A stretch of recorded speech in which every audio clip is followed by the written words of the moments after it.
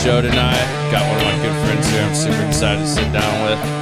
You guys welcome Colin Johnson onto the show. What's up, man? What's up? How's it going? Oh, it's good, man. You might want to pull that in on you a little more since you're kind of sitting back now, so everybody can hear you. You're a little soft-spoken sometimes. Make sure we can hear him. You got him good, Biz? You saying move from hold both when I move it? Yeah.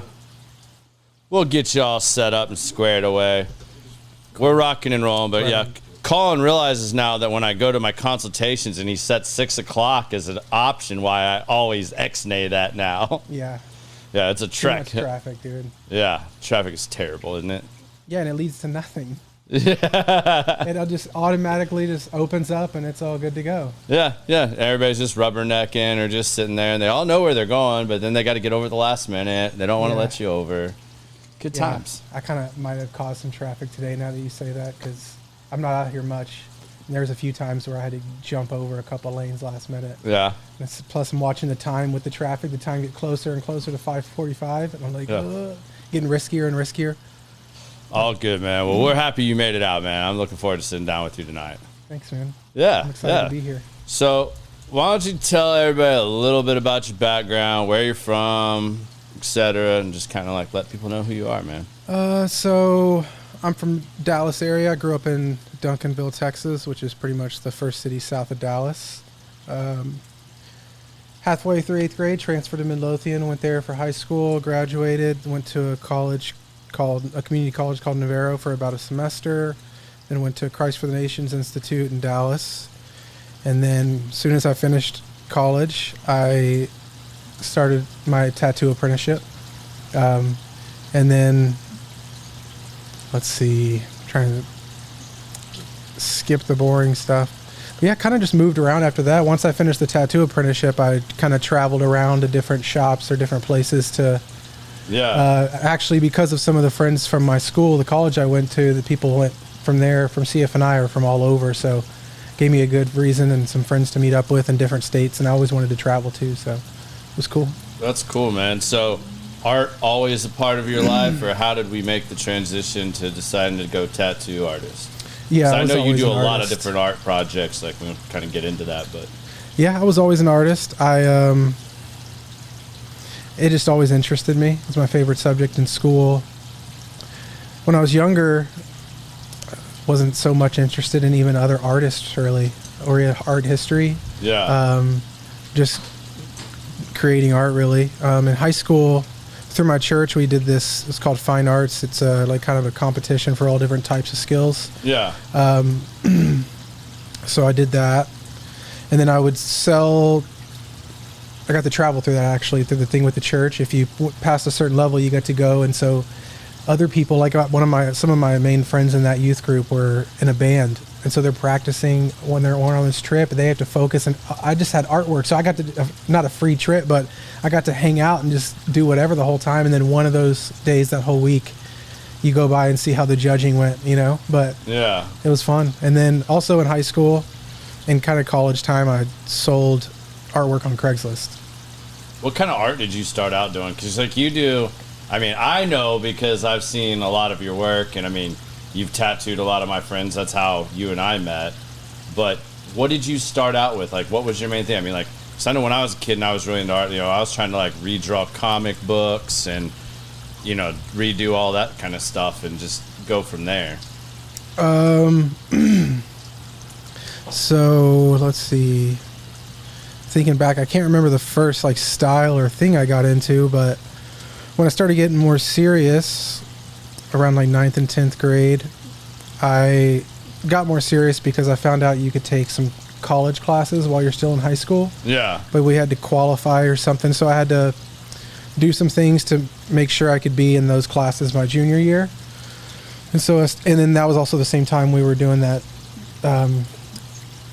competition thing with that church, so I got into color realism with color pencils, Prismacolor pencils, and then kind of this weird abstract style. I would kind of take a pencil and just like sporadically move my hand and then trace over that with the hard line and create shapes. It's hard to explain. It was kind of weird. I was playing with like line weight and drop shadows and markers.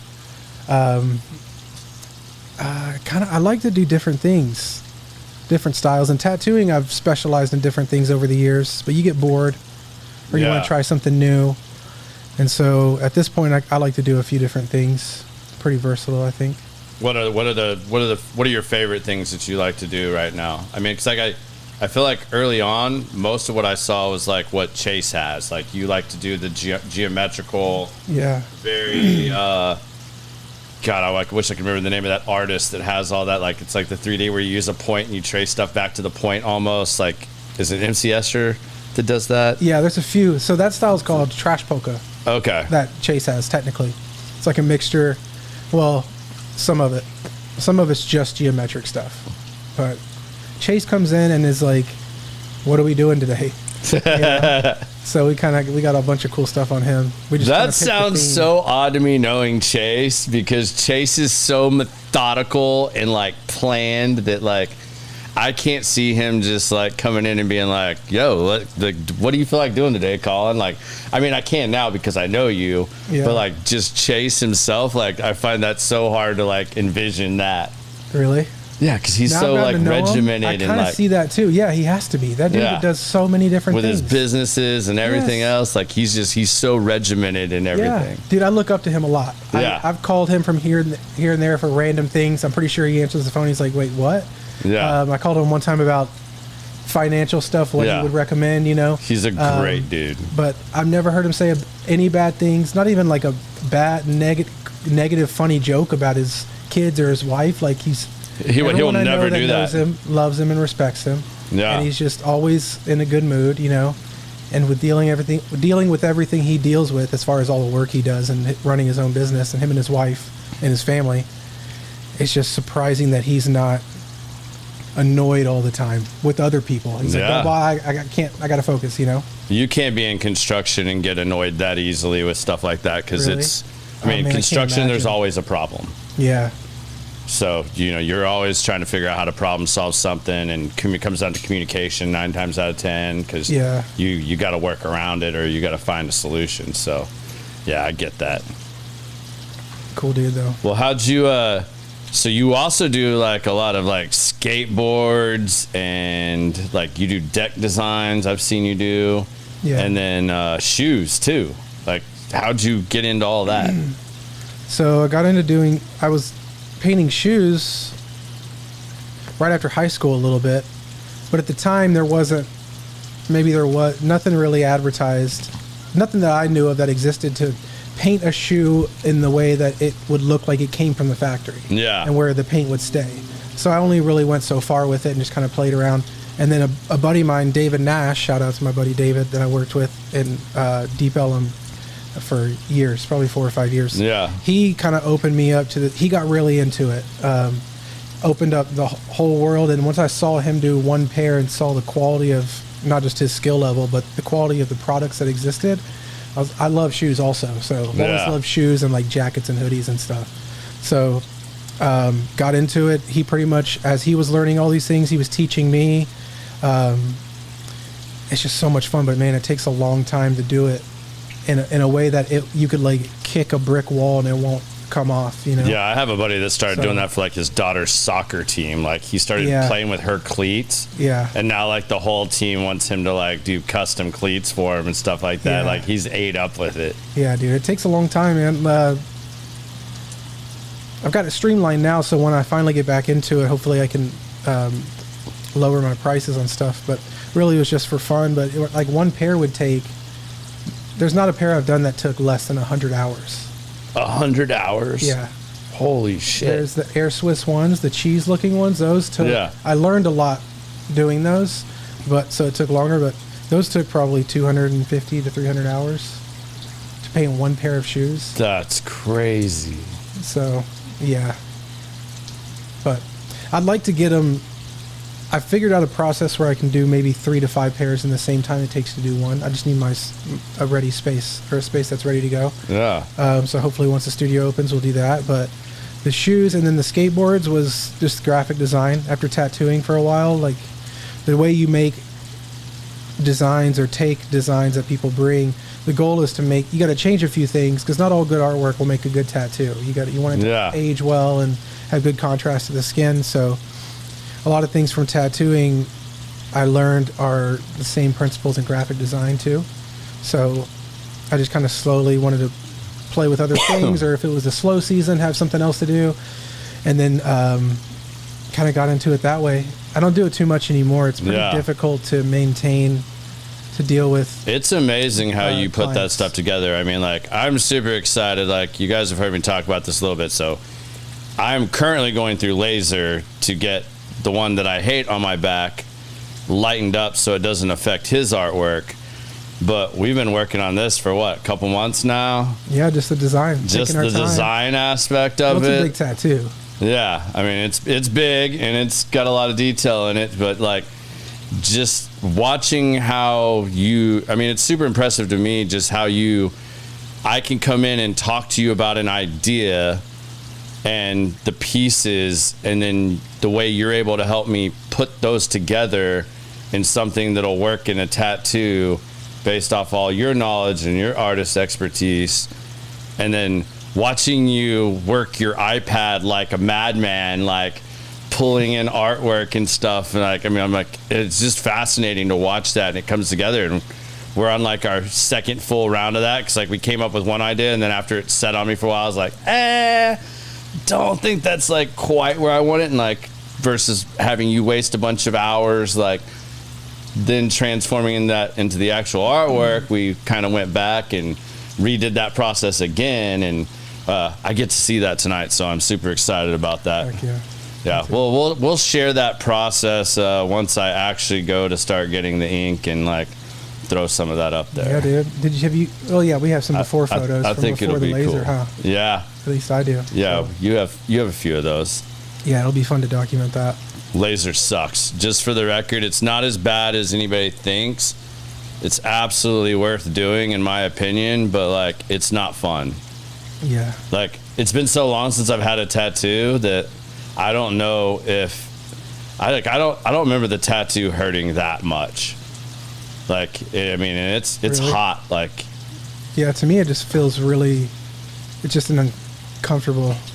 So, because I felt at least for me, I felt it like inside of me. Like it felt like it was someone poking me with a needle, like barely, but an inch in me, like getting to that point. I didn't feel it on the surface. Yeah. So the first few little pop, pop, pop, you're like, oh, okay, this is fine. And then you start being like, oh, they like tease you though. Like they're like, oh, we're going to try a couple things, and it's just quick little snaps. Yeah.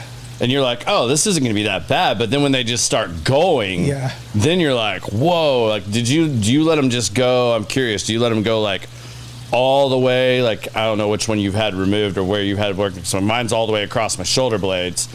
They did like half, and she's like, you need a break? And I'm like, yeah, I think I'll take a break. They put more ice on you. Yeah. But man, when they start for that second half, that's the one that really gets you. Like trying to grunt through that. Like, I'm almost tempted this next round to just go. Like, don't stop. Like, just do the whole thing and then let's go. Because as soon as it's over with, it didn't bother me at all. Like, I was worried because I did that one right before Halloween, and I had to put on costume and stuff like that, and like, didn't bother me at all. Wasn't an irritant issue or anything like that. So it's not bad. It's amazing how much it takes off to like even like first go round. I know. Last time I saw you, I specifically was like, don't let me forget. I want to see how good it's looking. Forgot. Well, then I forgot too, of course. But yeah, back to what you were saying. It's nice, right? Like, you have a big tattoo, so you kind of, it demands it. But the consultations are, I've found that people really like them, especially for bigger tattoos. Yeah. But for smaller things too, I like to just, a lot of tattooers for a while have been taking photos, and then we'll design on top of the photo. But then you spend a little while when they come in, you got to warp it or kind of tweak it to actually fit the shape. Yeah. But doing the tracings and the body mapping, and then knowing that we have one consultation, then we book another one, usually it'd be like the next one's a tattoo. So then you come in, and if it's a big tattoo, you're already stressing about the design, and it gets real awkward if you want to change things that take a while, and then you're just sitting there forever, and then it's like, now we might not even get started, or there might honestly, some people, I feel like, hopefully not with me, but I've done this personally, is like, it was tense in the moment, I didn't want to make any more changes, and I regret it. Yeah. I'm happy with the tattoo, but there's one I wish he would have moved. I would have had him move a little bit. Yeah. So, Why don't you plug your studio real quick? Tell everybody where you're at, what the name of the studio is and all that, just so people can find you. Like, we'll do this a couple times just because I know people are going to pop in and out of here, but I want to make sure people know where to find you. Cool. So, yeah, you can mainly get a hold of me through my Instagram. It's Colin Johnson Artist. And then the studio, it's not open yet. I'm in a private studio right now and over by the Bishop Arts, if you're familiar with that area in Dallas. So the studio will be called Cloak Collective, and it's going to be kind of a co-working, not just a tattoo studio, but a co-working space for creative people. So we'll have different types of leasing options available for anywhere from a hobbyist to like a professional creative of any kind. That'll be really cool, man. Yeah, it'll be interesting to see who all you bring into that, because I see a lot of people you network with and do stuff with just from your social media accounts, and that should be really cool. Like, I'm interested in checking that out. Got a few cool people on board so far. Yeah, you got a few. Yeah. Well, I want to say, like, this has been the biggest pleasure of working with you, because I had a really bad experience right before I came to you, because I had actually forgotten, and then I saw Chase get some more work done, and I was like, man, why didn't I call Colin? And I was like, shit, because we had talked years ago. I mean, at least 2 years ago. I mean, it might have even been before COVID.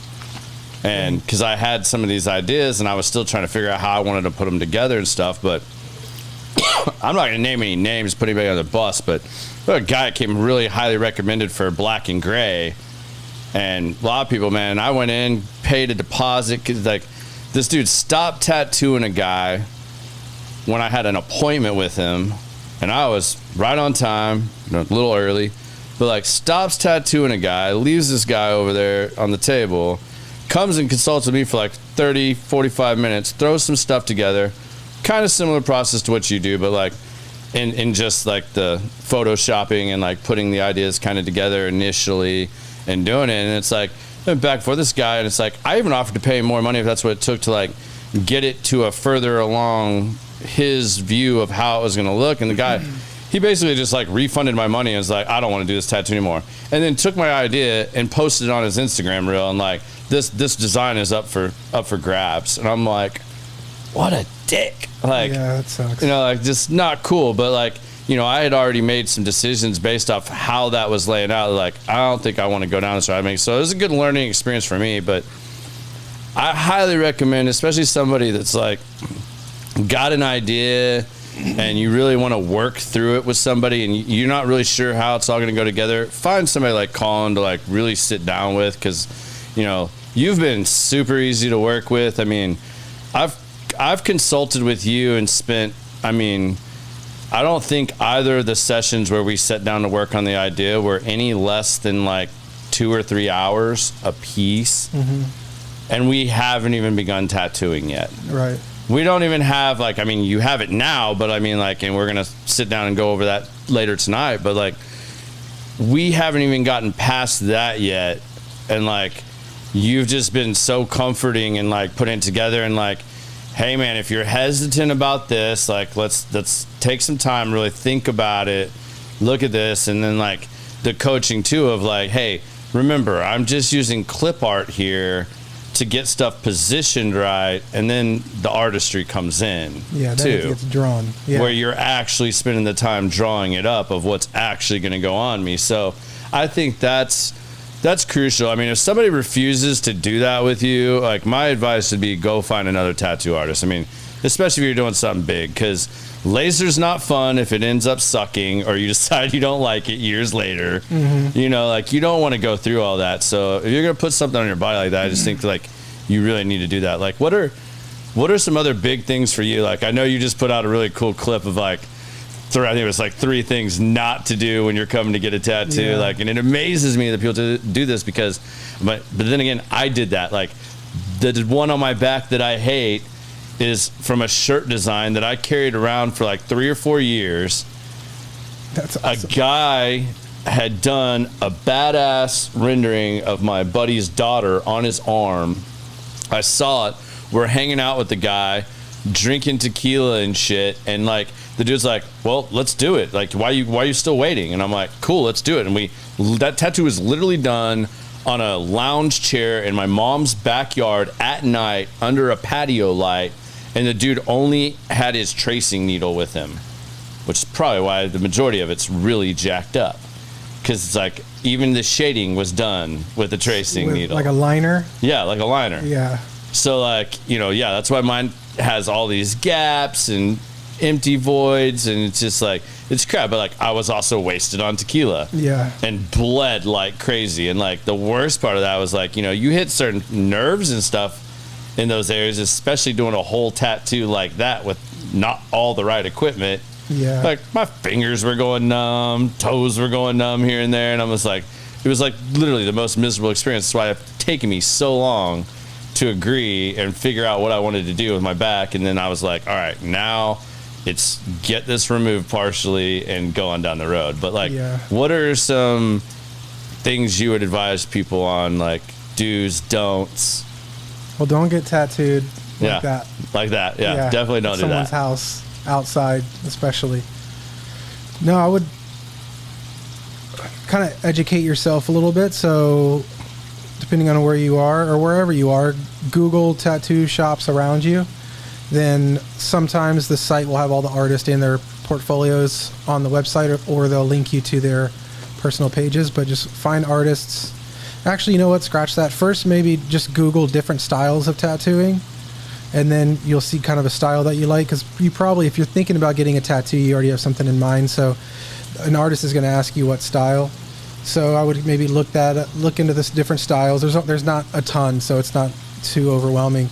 And then look into the different artists in your area. Find someone who's... Sorry, that's my phone. I should turn that off. No, you're good. I thought I turned it off. I turned it on.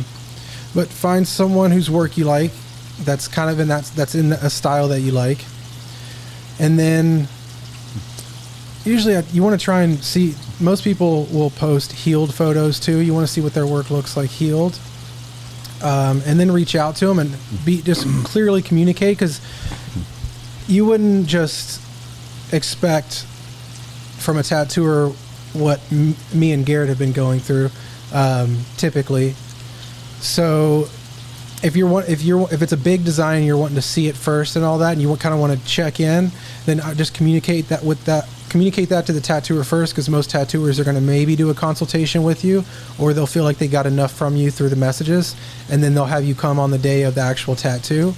So if the idea stresses you out, maybe ask them first if you can, or ask them how they do it first. And if they don't do it the way that you're most comfortable with, just ask them if they're cool with you coming in for a consultation, and then potentially another consultation to see the design. But expect to pay for their time for both of those. So usually you're going to pay, a consultation's free, and then you pay for a deposit for the tattoo appointment. But if you're doing more than one consultation, you might end up paying, which is more than fair, because you're getting hours of their time. Yeah, and to really work on it. Tattooers are underpaid until the tattoo starts. So if like I think we did like a $150 deposit. So if it's $150, that does come out of the price of the tattoo. So it really just covers you if someone no call no shows. You at least got some of your time covered for designing something. But those are the main things I would tell somebody. Look into educate yourself a little bit on the style you're wanting. Research the artist around you. You might have to travel. It is worth it if you can't find anybody, or if you find someone but they're acting kind of weird or putting off a weird vibe or something. You might have to travel, but it's worth it. I mean, it's going to be on you forever. How much are you going to spend on a nice pair of shoes or a purse or a car? All of that can be stolen. So yeah, I would never do the one where you just stolen, walk lost, in. Borrowed, or anything. It's forever, and it's there for people to see. Yeah, the walk in, like, unless it's something small, I couldn't fathom doing that again. I mean, like, I did my tribal band on my arm like that, like. Yeah. But I knew what I wanted, and I feel like something like that's easy. Yeah. But I feel like, especially if you're doing something bigger, or you want to plan out your sleeve, or something like that, then like you definitely want to put some time into that, because you've probably spent X amount of time processing that in your own mind and figuring out what you want. Yeah. Give the artist the same ability to do that as well, because you guys have all experienced that. I love the other one you said on there too, Let's touch on this because I know it was one of the things I asked you, which I think is really funny that Chase didn't even know about this until like his last tattoo, which is one of like umpteen you've done on him now. Yeah. But what about the painless tattoo creams and stuff like that? Maybe touch on that for everybody. Yeah, the numbing stuff. Yeah. Oh yeah. Chase didn't know. I forgot. It's funny. I didn't realize he didn't know until we used it. I've been tattooing you 10 years. I can't believe I haven't been using it that long. He's gonna be hardcore like my brother though, like my little brother. He's like, no, man, you can't do any of that. Like, that's part of the process. You got to go through the pain of like doing it and this and that. Like, but he has that real, like, it's like therapy for him getting tattoos. Yeah, a lot of people have that. There's always those people in any group that are like, do it this way. Yeah, it's the right way. The wrong way is to get what I said in that video. Don't just. Unfortunately, all these companies are advertising straight to the clients now through Instagram and Facebook and stuff like that. So people have discovered that numbing creams exist. We've known for a while. Some artists use them, some don't. There are two different types. There's the kind you put on before that usually goes on for up to an hour or longer to soak in. And then there's the kind that's weaker, but you put it on once the skin's been broken. So once you've done the line work or some shading, and it soaks into where you've tattooed. And it's effective about 1/4 to a 1/2 inch out from that broken skin. That's the kind I use. I don't think there are some that both are okay to use, right?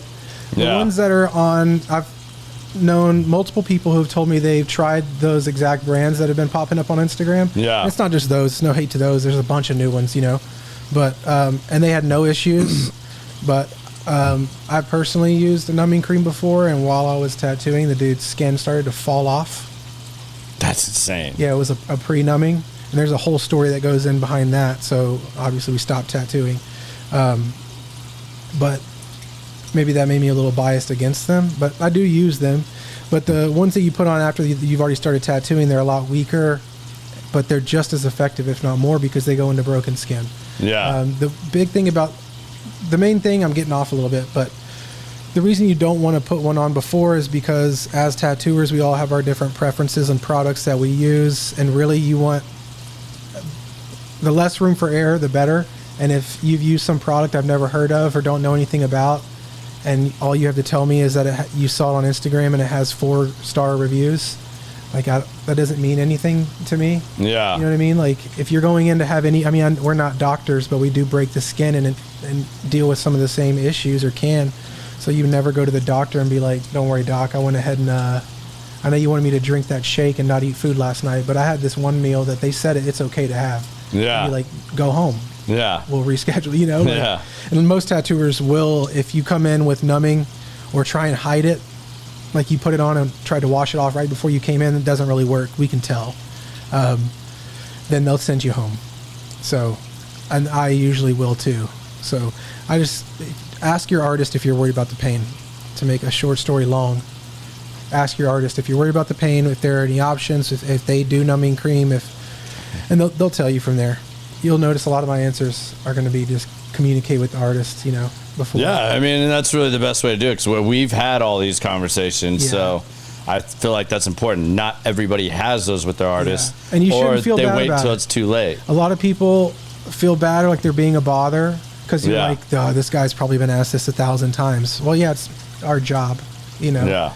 And not that I'm always in the best mood and haven't been a jerk to someone before, but it's a good way to test something out too. Because if you ask 3 questions, it took 3 questions to piss this person off.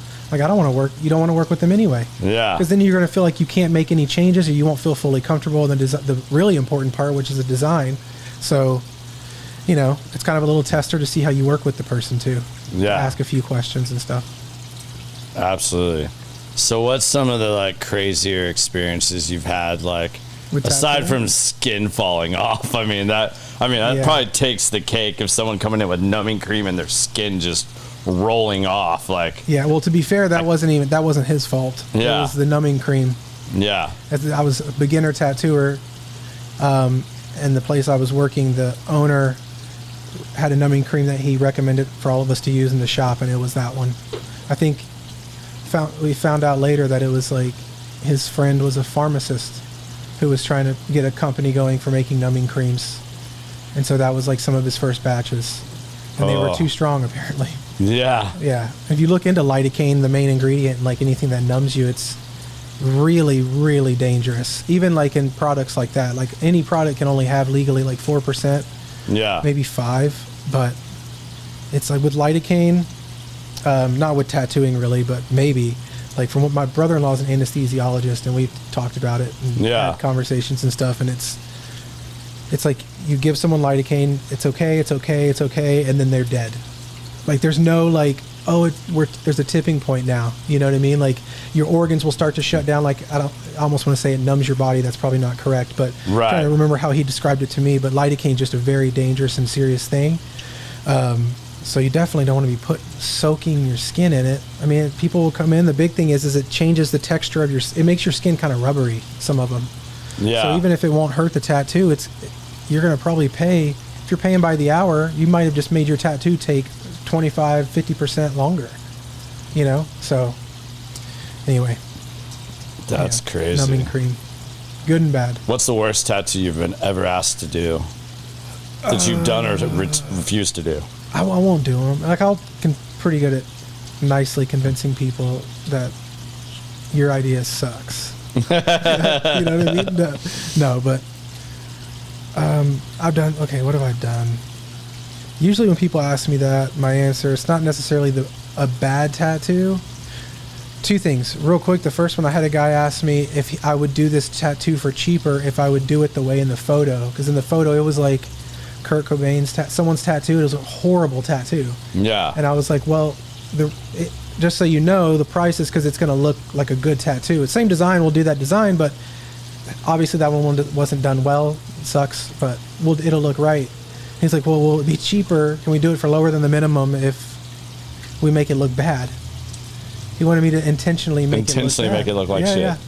But the other story is, so I had a buddy who he turned 18. He wanted to get his first tattoo and didn't want his mom to know about the tattoos. And he's redheaded, lots of freckles. Yeah. And I want to say his name, but I don't want to get him in trouble. It's been 10 years, but maybe his mom still doesn't know. But you know who you are. So he didn't want his mom to know. So he just got one more freckle on his forearm. He got a little brown dot, little skin tone dot.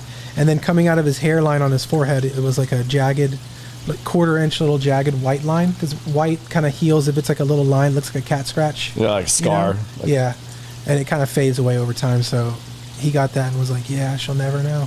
She'll never know." I was so excited, dude. Well, he had like 3 friends with him. 3 friends with the setup took like 10 times longer than the tattoo, and him and his buddies were so excited. You know, it was cool. Yeah, we were all excited. He's the kind of guy who gets people hyped, so he got me hyped up too. It's like, heck yeah, this dot, you know. But that's awesome. I can't think of a bad tattoo. As far as messing one up, people always ask that. I've done that once. So the wrong date I put on some lady for her grandmother who passed away. I think it was a death, or maybe it was a birth. But she gave me the wrong date. So. Oh man. I guess it wasn't my fault, but you still feel really bad. Yeah. Tattoo turned out better though, because the way she wanted it, what it was, I think it was 2 hands holding a bird. She wanted no background, so the hands just looked very obviously just like floating. Yeah. But when it's realism and you just nothing's around the main object, it needs a little background, you know. And so we ended up doing like some dark shading around it, and then which covered the words underneath it, and then redid the date like a little bit bigger and a little bit fancier. Yeah. And it looked better, so it kind of worked out. But that's cool. I think that's one of the hard things, because when we started talking about because I mean, I'm doing my whole back. Yeah. And it's like, there's a main piece, but it's like filling in the voided spaces. And it's like, even I remember asking you, like, is this unusual that like, I'm like, I haven't had a tattoo in like 20 years and I'm doing my entire back, like, because I mean, I plan to start my sleeve and like other things like that. It's like, should I be doing that instead? And you're like, well, actually, it's actually the opposite of that. Like, most people put them where you can't see them all the time. Right. And like, I don't know, like that just seemed like completely ass backwards to me. Really? Maybe that's just me, but I know like that's the other thing that's been really hard to visualize too, like until you've started like really pulling everything together in was like filling the other spaces and things not. I think one of the things you said to me too was something along the lines of like, you don't want a tattoo that like you have to be right up on to be able to like figure out what it is. Yeah. You know, like you want to be able to tell without having to like get right up on somebody what it is. Like it doesn't need to be too small, or it needs to have enough detail to make that work. Yeah. And that's not always easy to visualize if you're not an artist. Yeah. Yeah, that's kind of what I always tell people. It's like, you want it to be, there's nothing worse than someone being like, that's so cool.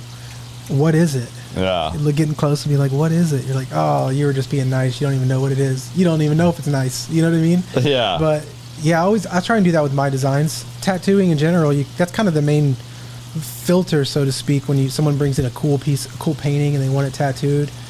The changes you make to it, you're simplifying it in a way that it'll age well, and which at the same time, you're doing that through contrast, really. So you're at the same time making it more striking from a distance. And I like to really take advantage of that. I like my tattoos or any of my artwork to be as clear as possible from as far away as possible. Yeah. Within reason. Yeah, I know, like my bad experience which isn't the back one actually, was the arm. The guy told me to use like a certain lotion, and I think I got the right one, but I got like scented or something, like it had something in it. Oh yeah. My tattoo, like this one on my arm, literally raised up like 1/4 of an inch off my arm. I mean, it looked like I'd been branded. Like that was not fun. That was not comfortable waiting for that to heal and like figuring out what was causing that. Yeah, the scented lotion, man, it's not good. Unscented lotion. Yeah. I usually recommend Aquaphor and a couple things, but unscented lotion's good. But yeah, people will get that, or a lot of people get the fancy, like the medicated. They think it would be better. Yeah. Reasonably. I mean, I would think that too, but it's like it's too strong. Yeah. I think what it is. And the scented stuff stings. I'm amazed. Something about what's in it. You know? And like laser, they tell you just to put Vaseline on it. Do they? Yeah. Just Vaseline for the first like 72 hours or something like that. Yeah. We kind of overcomplicate. You really just want to take care of a tattoo like a sunburn. Yeah. Different styles need different care. So I tell different people, depending on what they're getting, they'll be confused sometimes like that. Did you change? I'm like, no, it's just because this one we did more super solid saturated color versus you did really kind of soft black and gray before. So it's more depending on the trauma of the skin, you kind of adapt how you heal. But unscented lotion for sure. Do you prefer doing more color, more black and gray, or what do you prefer doing? I don't know. I always tell myself my main thing is like color neo-traditional, but I've really been enjoying black and gray realism a lot lately. I've always enjoyed it, but yeah, the process has been a lot of fun lately. I've been doing it more because once you start doing something and that's what you post, you kind of end up doing that for a while. So, but yeah, man, I like the kind of funky color, cool color scheme. Neo-traditional stuff, old school American traditional. Love doing that. I like switching it up. It's good for my ADHD, I think. Yeah, helps. I mean, I've definitely seen a lot of different stuff, and I think that's one of the reasons I really wanted to work with you too, just because you combine a lot of different techniques and different things together that I think ultimately gets you better artwork. Which I think is cool. Like, I appreciate it. Doesn't necessarily have to be like that you just went completely one style. Like, I think that gives you more artistic freedom too. Yeah. It's funny how that works. Yeah. You set out to learn something and you think that sucked. I didn't learn anything. But you store it in your mind, and then later on you're like, oh, that's actually really useful for this completely different thing. Yeah. You know what I mean? Like, you always learn something. But all right, okay. I was watching you do that. I'm gonna try it. All right. I can do it with this one? Yep, you can do it with that one. Here, we'll do cigar lighting 101 since we're doing this now. Which reminds me, I need to talk about this anyways because I always forget and then people get on me later. So just like kind of you don't want the flame like directly hitting the end of the cigar. Just kind of keep it in a circular motion. Get it to where it's all like lighting up real good, and then you can kind of blow on it and then take a few puffs like that, and get a good solid amber like that, and you'll have the whole ring going. Okay. Does that sound satisfying? I wonder if they can hear that. You get it? Yeah. Okay. Should get. This thing's cool.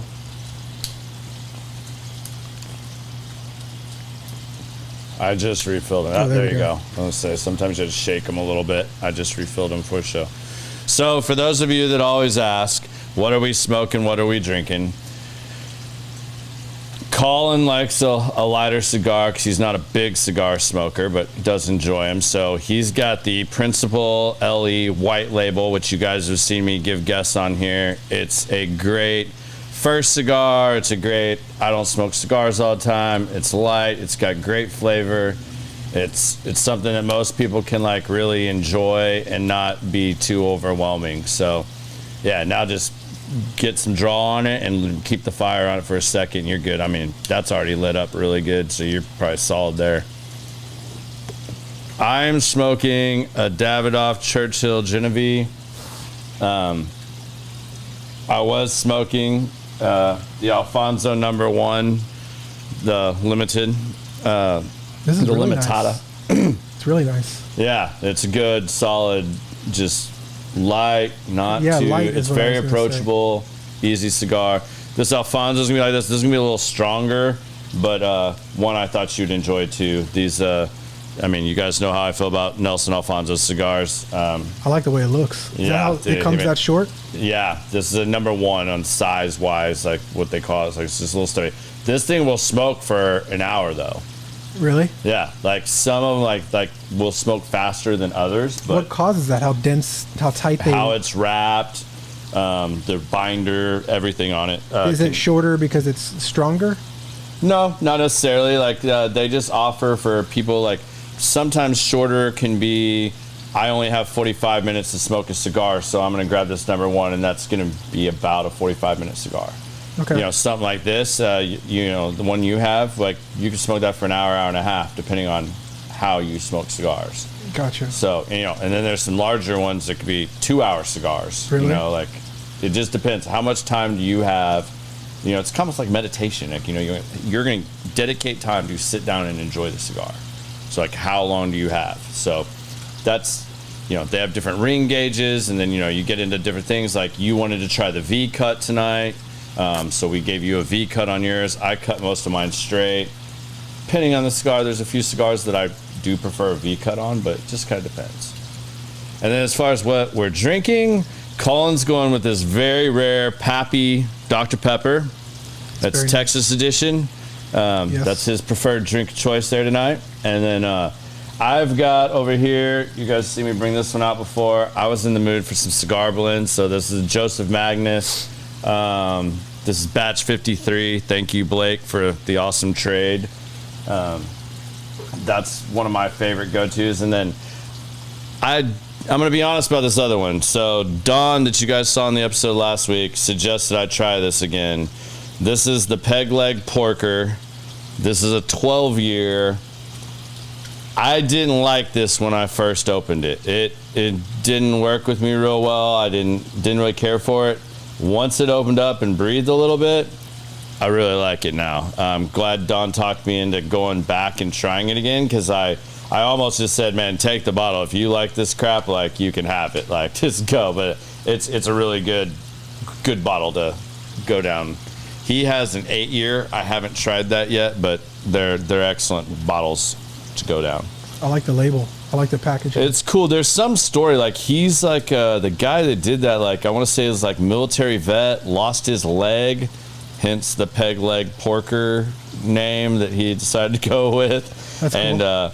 Yeah, it's a good bottle, man. Like I said, I'll be honest, I didn't like it the first time I had it. It was really bold and just kind of in your face, and that's usually not what I prefer to that degree. But and I know my friend Don that was on, that's kind of what he likes. He likes that real bold, really kind of has some bite to it. So when he first said it, I was kind of like, I think that's probably why I didn't like it. But it's opened up nicely since it's been sitting on my shelf for a while. Nice. It's a whiskey? Yep. I like whiskey. Peg Leg. Yeah. That's a cigar blend where they finish it in lots of different barrels to really give it a blend to where it just goes well with lots of cigars.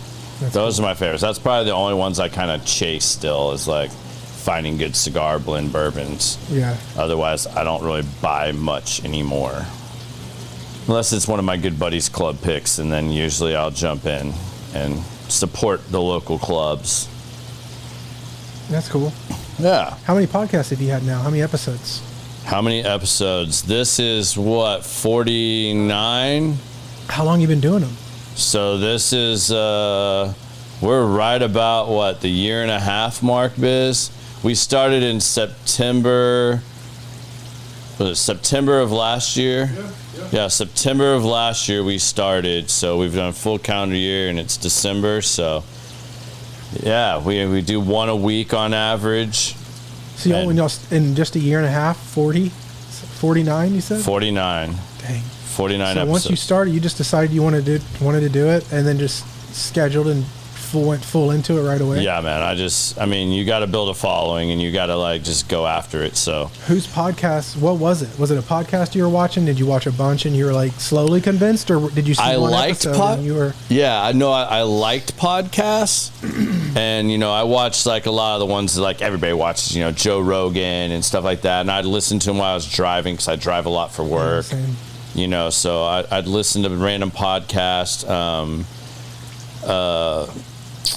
What are a couple others? I like Aubrey Marcus, Tim Ferriss for a while, depending on who's on and what they're talking about. I could get into some of those. Two Bears, One Cave. I love that one. My little brother turned me on to that one. Yeah.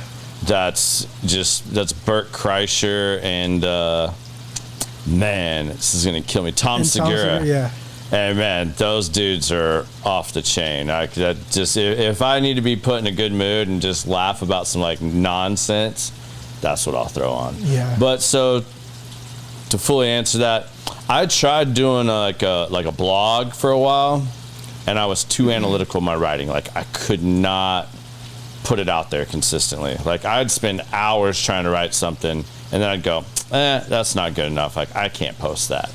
Yeah. So that was like very short-lived. And then the cigar lounge that I'm a member at, Industrial Cigars, which we're filming, as you can see, at my house again because the remodel is still fully underway. The space that you guys normally see me in under there is a ginormous storage room right now, and is packed floor to ceiling, wall to wall. So there was no way we could pull that off tonight. But those guys, when I started up there, I was trading bourbon knowledge for cigar knowledge because I was real novice with cigars. So like I was teaching the guys about bourbon. I started helping run some of the bourbon club stuff that they were doing up there, and kind of traded that for cigar knowledge. And the guys that own the shop up there, the Frakes, they have a couple different podcasts. They have one called Saturday at the Shop that they do every Saturday morning with Brandon and his dad, Dave.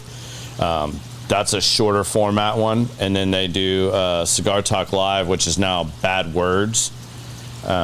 They do that one every Tuesday night, and they asked me to be on that one night, and man, I fell in love with the format. Like I was like, this is so cool. Like I can just sit, have cool conversation with people, and I was meeting all these people and have a pretty cool circle of friends and network that just have a drink, smoke a cigar, and like we were all talking about stuff that I was like, man, people could learn so much if they were like listening to these stories, or like got out of their own box a little bit and like went out and tried to learn something. Yeah. So I asked Brandon about it. Then they had me do it a second time, like within a month. Like somebody canceled or something. He's like, you want to hop on again tonight? I'm like, sure.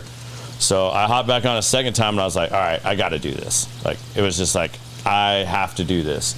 So then I asked Brandon, I was like, how can I make this work? And he's like, talk to Biz. Biz and I started talking, and like instantly built up a friendship. I'd already known Biz a little bit from the lounge, and Biz is kind of like, yeah, man, if you want to do this, when you get your shit ready, you let me know, but I'm down. And I was like, oh, I'm ready, man. Like, I'm telling you, like, you give me 30, 45 days, I'm going to like put this together and like map this out. Like, I'll come holler at you. I was like, so keep your schedule clear for this. And he's like, yeah, man, come talk to me when you're ready. And literally like a month later, I was like, I'm ready. Like, let's go. Like, let's set all this up. And we just started doing it, man. It's been a learning process. Like, it was not easy. It's still not easy. It takes a lot of extra time. You know, AI is really helping for someone like me that this isn't my full-time job. I'm not like selling something necessarily. So like my business doesn't depend on it, like me selling on here. So, you know, I feel like people that are selling like a certain thing, like if you're a gun guy, you know, like you can do a podcast on guns and push business to your gun store or whatever it is, or you're a bourbon club and you're pushing bourbon. Like that's really easy to do. But when you're just trying to educate people and share stories and knowledge, you know, it's been a different path, I think. But AI is really helping because there's like, I just got a new program and it's helping me get the short edits because I do long form content. You know, we're going to sit here for an hour and a half to 2 hours and chat with everybody. People don't have that attention span anymore. Yeah. And they want that short TikTok video. They want that Instagram reel, this and that. Well, I didn't have the time or the budget to have somebody just edit 2 hours of content every week to create all that. Now there are AI programs that'll do that for you that are very reasonably priced, especially if you shop for them on Black Friday. Highly recommend that. And I just started a trial with one of the episodes we did a few weeks ago. One of the videos we put out, it's a minute-long little clip. It's already got 1,500 views. So, you know, nice. Finding little things like that help a bunch. I think that's going to really help grow the audience and, you know, get this into more people watching. Yeah. Because no one gives you the time of day really until you get like a certain amount of followers, sponsors, you know, stuff like that. But getting a sponsor, you better have 10,000 plus followers, and then people will talk to you about that. Yeah. No one's gonna go with 180 YouTube subscribers, you know, like it just doesn't push the weight yet. And people say the more subscribers, followers, whatever you have, the quicker you get more. It's hardest to get to 100 or 1,000. Then it's easier to get to 10,000. Yeah, once you cross that threshold and you hit the algorithms, getting it and figuring out what is doing that. And I truly believe that if you're a long form, long content, long form, you've got to take the time to do the short reel, the short stuff, because that's what people, because someone will watch a minute clip and go, damn, I loved what Colin said right there. Now they're like, well, I wonder what else he said. Then they'll go back and start listening to the episode. You know, you throw enough of those little reels out, and now they're interested in you. Yeah. You know, because they want to know more about what you said. Now they'll sit down and they'll download the 2-hour episode and listen to it 30 minutes here and there on their way to and from work, or while they're on the treadmill at the gym, whatever. Yeah. So you got to figure out ways to do that stuff. I think that's the hardest part. That's the biggest learning curve. Wouldn't you agree, Biz? I do. Yeah. It seems like a lot of fun. Yeah, they're cool, man. Like, I mean, what do you think of them so far? I mean, I know you've done a couple recently. Like, well, being on it's fun. It's a lot of fun. Yeah. Watching them's just as fun. Yeah. It just seems like it'd be a fun thing to do. It's like I'm jealous of most of the people I watch are probably comedians on their podcast, but especially for them, some of them make more money doing the podcast. Yeah. You're imagine like making more money doing that than all the things you just don't have to do is what I'm saying, I guess. Like they don't have to do all the traveling, be away from their families. You can just have someone on. Maybe you have to travel if you're a guest. Mm-hmm. You just hang out with your friends and do this and talk, and people just want to hear it. Like it's crazy. You're just talking about random. Some things are just, some podcasts are just the most random stuff. Yeah, especially it could be whatever. Rogan's, you know. Yeah, it's always just whatever. People love it. And what amazes me how much knowledge he has. I mean, like, that dude knows a good amount about a lot of shit. I mean, like, look at all the different guests he has. I mean, like, and again, I think certain things on the web make that easier in today's world now, because say you were an astrophysicist and you were my buddy and I was like, you were coming on my show and you and I are going to sit down, like, how am I going to ask you questions about that? Like, I don't know shit about that. Right. Like, But I could tap into ChatGPT now and say, give me 10 of the most intriguing questions to ask an astrophysicist, and it's going to pop out some shit. And I could literally like just sit here and ask you those questions. Like that's AI is crazy, dude. I'm nuts. excited and terrified. All the things you hear Elon Musk say about it. Mm-hmm. Every time he talks about it, he's like, first off, he's like, yeah, we've thought about creating an engine. They created one too. I forget what it's called, but it's like I thought about it like 10 years ago, but I didn't want to do it because I've always had so much going on, and I knew it could be the fall of society and the dangers of it. And even now that it's finally here, yeah, he's still saying the same things, even though he has one for people to use. It's like there's no way to know where it's going to go and what it's going to do. I mean, people like to talk about the jobs people might lose, and as an artist, it's kind of scary, but I'm not too worried about that. But I don't think artists are going to lose anything because you still got to do the human touch. Like, I mean, for instance, I'll tell this story on here. You know, a certain friend of mine that I know is super into crypto right now. He buys all these crypto, and a lot of those are backed by AI projects and stuff like that, or involve AI projects. There's ones that'll like, you can go in there and upload a picture of somebody, and it'll make them naked. This crypto's skyrocketing, right? Yeah, of course, wow. And like, but the AI still can't do everything. Like, one person uploaded Barney, literally a picture of Barney, and the AI bot thought that was a girl in a hoodie, so it made a naked girl in a hoodie from like here to here, and then it was like the Barney base. What? Like, but you put in like you could upload a picture of Jennifer Aniston, and it'll totally manipulate it to where she's. And if you didn't know better, you wouldn't know that that's not real. Yeah.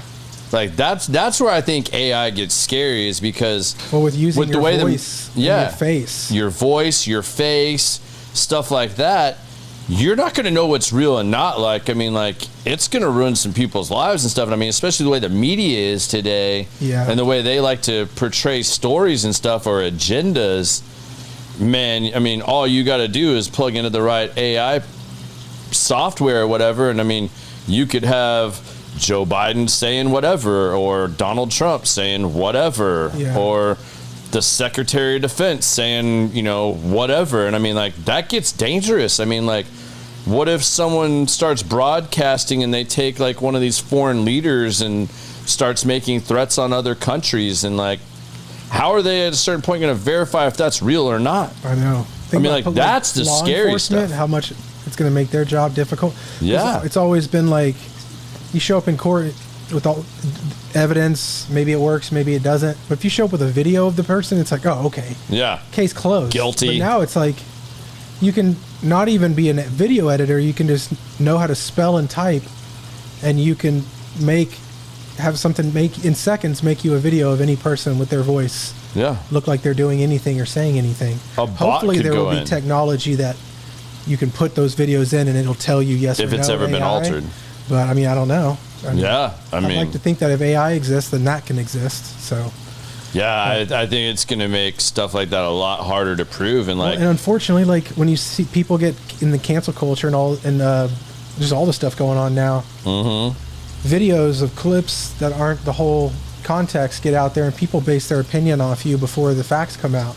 Yeah. And so now if it's just going to be that much worse. You know. Yeah. You come out, and before you can even get the chance to say I was in Hawaii that day. That could not have been me in Florida on CNN. You know what I mean? Check with them too. You know what I mean? But like, I don't know. It's just crazy to see where it's going to go. But I'm very excited about the advancements in technology because of AI. I saw a thing. I think it was Elon. I keep talking about it. I watched it in one of his interviews yesterday, which was pretty wild. I don't know if you've seen that, the recent interview, the hour-long one. But who'd he do it with? I can't remember, but it seemed like the guy did not like him. Okay. He said that they had been known each other for years, but this I don't know. But now I forgot what I was going to say. Oh, he said that in his AI engine, it took 4 hours for the engine to learn every possible move any human has ever been taught in chess. So It didn't say every move ever, but it said any move that's ever been taught or that humans know or teach, or like the strategies that are known. Yeah. And then it took 4 hours to learn every single one of those since the beginning of chess, since any records have been kept of chess in every book, and then immediately beat the best other chess robot in the world. Took 4 hours to learn all that, which is ridiculous. Which in a month, that'll probably be 5 seconds. Yeah. Think about, it's going to be cool to see how, think about 10 years ago, now iPhones have been out 10 years, so maybe 2 years before iPhone, it was still pretty simple. Like 3 megapixel flip phones were like, oh, wow. Yeah. If you got lucky, your phone could have iTunes. You're like, no way. Or your iPod that was like 32 gigabytes eventually. And then just the way they say technology, it advances, the rate at which it accelerates is every 2 years it doubles. So it's like double. Yeah. So AI is going to make that go nuts. Yeah, it's going to go completely bonkers. I mean, just think about, like, I was talking about AI that I use on my show. Like, YouTube has an extension of AI that I can download, and it's like super cheap per month. As soon as this is over, I can go in there and hit summarize, and in about 10 seconds, it is going to summarize and timestamp the entire up to 2 hour episode you and I, and it's not up to, but I mean, I don't usually go over 2 hours, but 2 hours of content, it'll analyze in about 10 seconds. It'll give me key insights, summaries, topics, bullet points, all this stuff that then, like, I mean, it's no secret. I mean, most people see it probably on, like, my descriptions, and you can tell where that's, like, gotten better on my show descriptions when I upload them after the fact versus the live, that you can see, like, I will then take that before I upload to, like, Anchor, which goes out on, like, Spotify and everybody else. I will take those insights and that summary, throw it into Chat GPT-4 with some simple commands, write me a podcast show description that is intriguing and captivating, that starts with these 5 things or insights from this.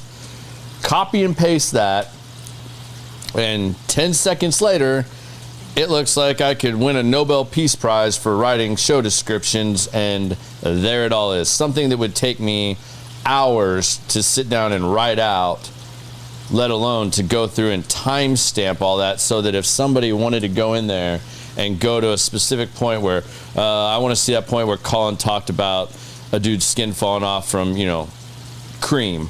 It's going to be timestamped on there, that they can easily go do that real quickly. Yeah. Like, or I would be paying an editor hundreds of dollars to sit there and go back through and do that manually. Now, I think people like that, their AI is going to disrupt their job field. Like, they're going to have to find other ways to add value. Yeah. Because AI still needs to be tweaked, like, and it still needs to be personalized. Like, it'll get you and I confused. Like, when I throw it in there, it'll say, Garrett said this, or Colin said that, and I'm like, well, I didn't say that, Colin said that, so obviously I got to go in there and rework it a little bit. But I mean, that's minutes versus hours of my time. Yeah. So I mean, I don't know, I think it's cool. I mean, it's definitely not going anywhere. Where they're not turning back that page now. Like, they're not shutting that off. I mean, they've been building that since the internet came along. Like, that's why everything has been being uploaded to the World Wide Web. Yeah. And now that they've got processors that can literally have an AI go through and analyze that and understand that in seconds, that's insane. Yeah. And think, if that's what we have access to now as AI, what does the government have access to that way? I mean, because if we've got that as technology I can go on here and sign up for a monthly subscription for, what can they do? Yeah. Well, that's where it gets scary. It's probably only released to us because it's old news to them now. Oh yeah, they've already had that technology for X amount of years. Yeah. I mean, I feel like half the stuff we see when people think it's aliens or they release this stuff, they like the whole videos that came out a couple years ago. Yeah. Well, the guys in those videos don't say they're aliens. They say that it's essentially a UFO. It's and literally it's just unidentified. They don't know what it is, so it's a UFO. Yeah. Doesn't mean it's an alien. But I feel like they probably know a little more. There's technologies they have they can't speak on, and they know if they have that technology, then this other country probably has it too. And so I don't know. Yeah. I just think the reason we all think it's probably aliens is because there's things they can't really say. Even if they don't, they don't know whose it is. They probably have at least a better idea than they're letting on about how it works and stuff. Yeah. You know? What other rabbit holes do you like to go down? Like you podcasting and all that. Like what other hot topics are you into these days? Hot topic. Or I know a good one that maybe worth mentioning too. Like back to tattooing a little bit maybe. I saw an interesting podcast you did. I actually met the couple when I was there for my last consultation that you did a podcast with. High Viz and Missy Monoxide, her podcast. Yeah, Missy Monoxide. And I remember you talking about like the fact that like tattoo artists don't have to have any licensing. Yeah. And I feel like that's kind of crazy too, because like Texas is one of those states. Me as a contractor, for what I do, I don't have to have like this big crazy license like you do in Florida or New York or California. And there's associations you can belong to, and whether you're a custom home builder, there's designations and stuff. But like Texas, you could just go start tattooing tomorrow. You could open up a studio tomorrow if you wanted to, and literally have no experience, right? Yeah, you could. Like, what are your thoughts on that? You'd have to have experience. I mean, you'll have to answer some questions to get the tattoo shop. I mean, a few questions and for some things, but it's not something that you could read a few things in a few hours. Yeah. And you would know what to put. And like, how hard is that transition from like you doing artwork on paper to learning how to use an ink gun and like tattooing someone? Like how did that go for you? Like, were you like super nervous the first time you tattooed somebody? Like, how'd your first tattoo go? But you pick designs. I pick designs that have a lot of room for error. So things with one of the first tattoos I did was this one on my hand, not on me. It's the same design on a buddy of mine, but it's really fat lines. It's 2 lines and you fill in the middle. So I knew if I didn't do a good line, it's going to get filled in between anyway. Okay. So if you started, you'd be a lot more nervous if you started to do like your first tattoo. You try to do a portrait or something. Yeah. Or just people don't know how hard. Just simple one word, but it's completely perfect parallels, no curve, nothing fancy. That's the perfect straight lines are harder than like script. You know what I mean? Like I figure like Chase's stuff has to be like super hard because it's so symmetrical. Yeah. And like the patterns and stuff like that. Yeah, it just takes a lot of time.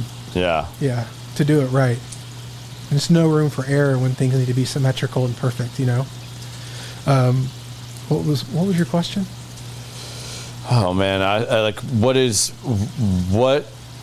how do you feel about the licensing and not being licensed? Right. I guess we kind of veered off there a little bit. It's not good, but I have learned since then from that video. We had a girl, I wish I could remember her name, but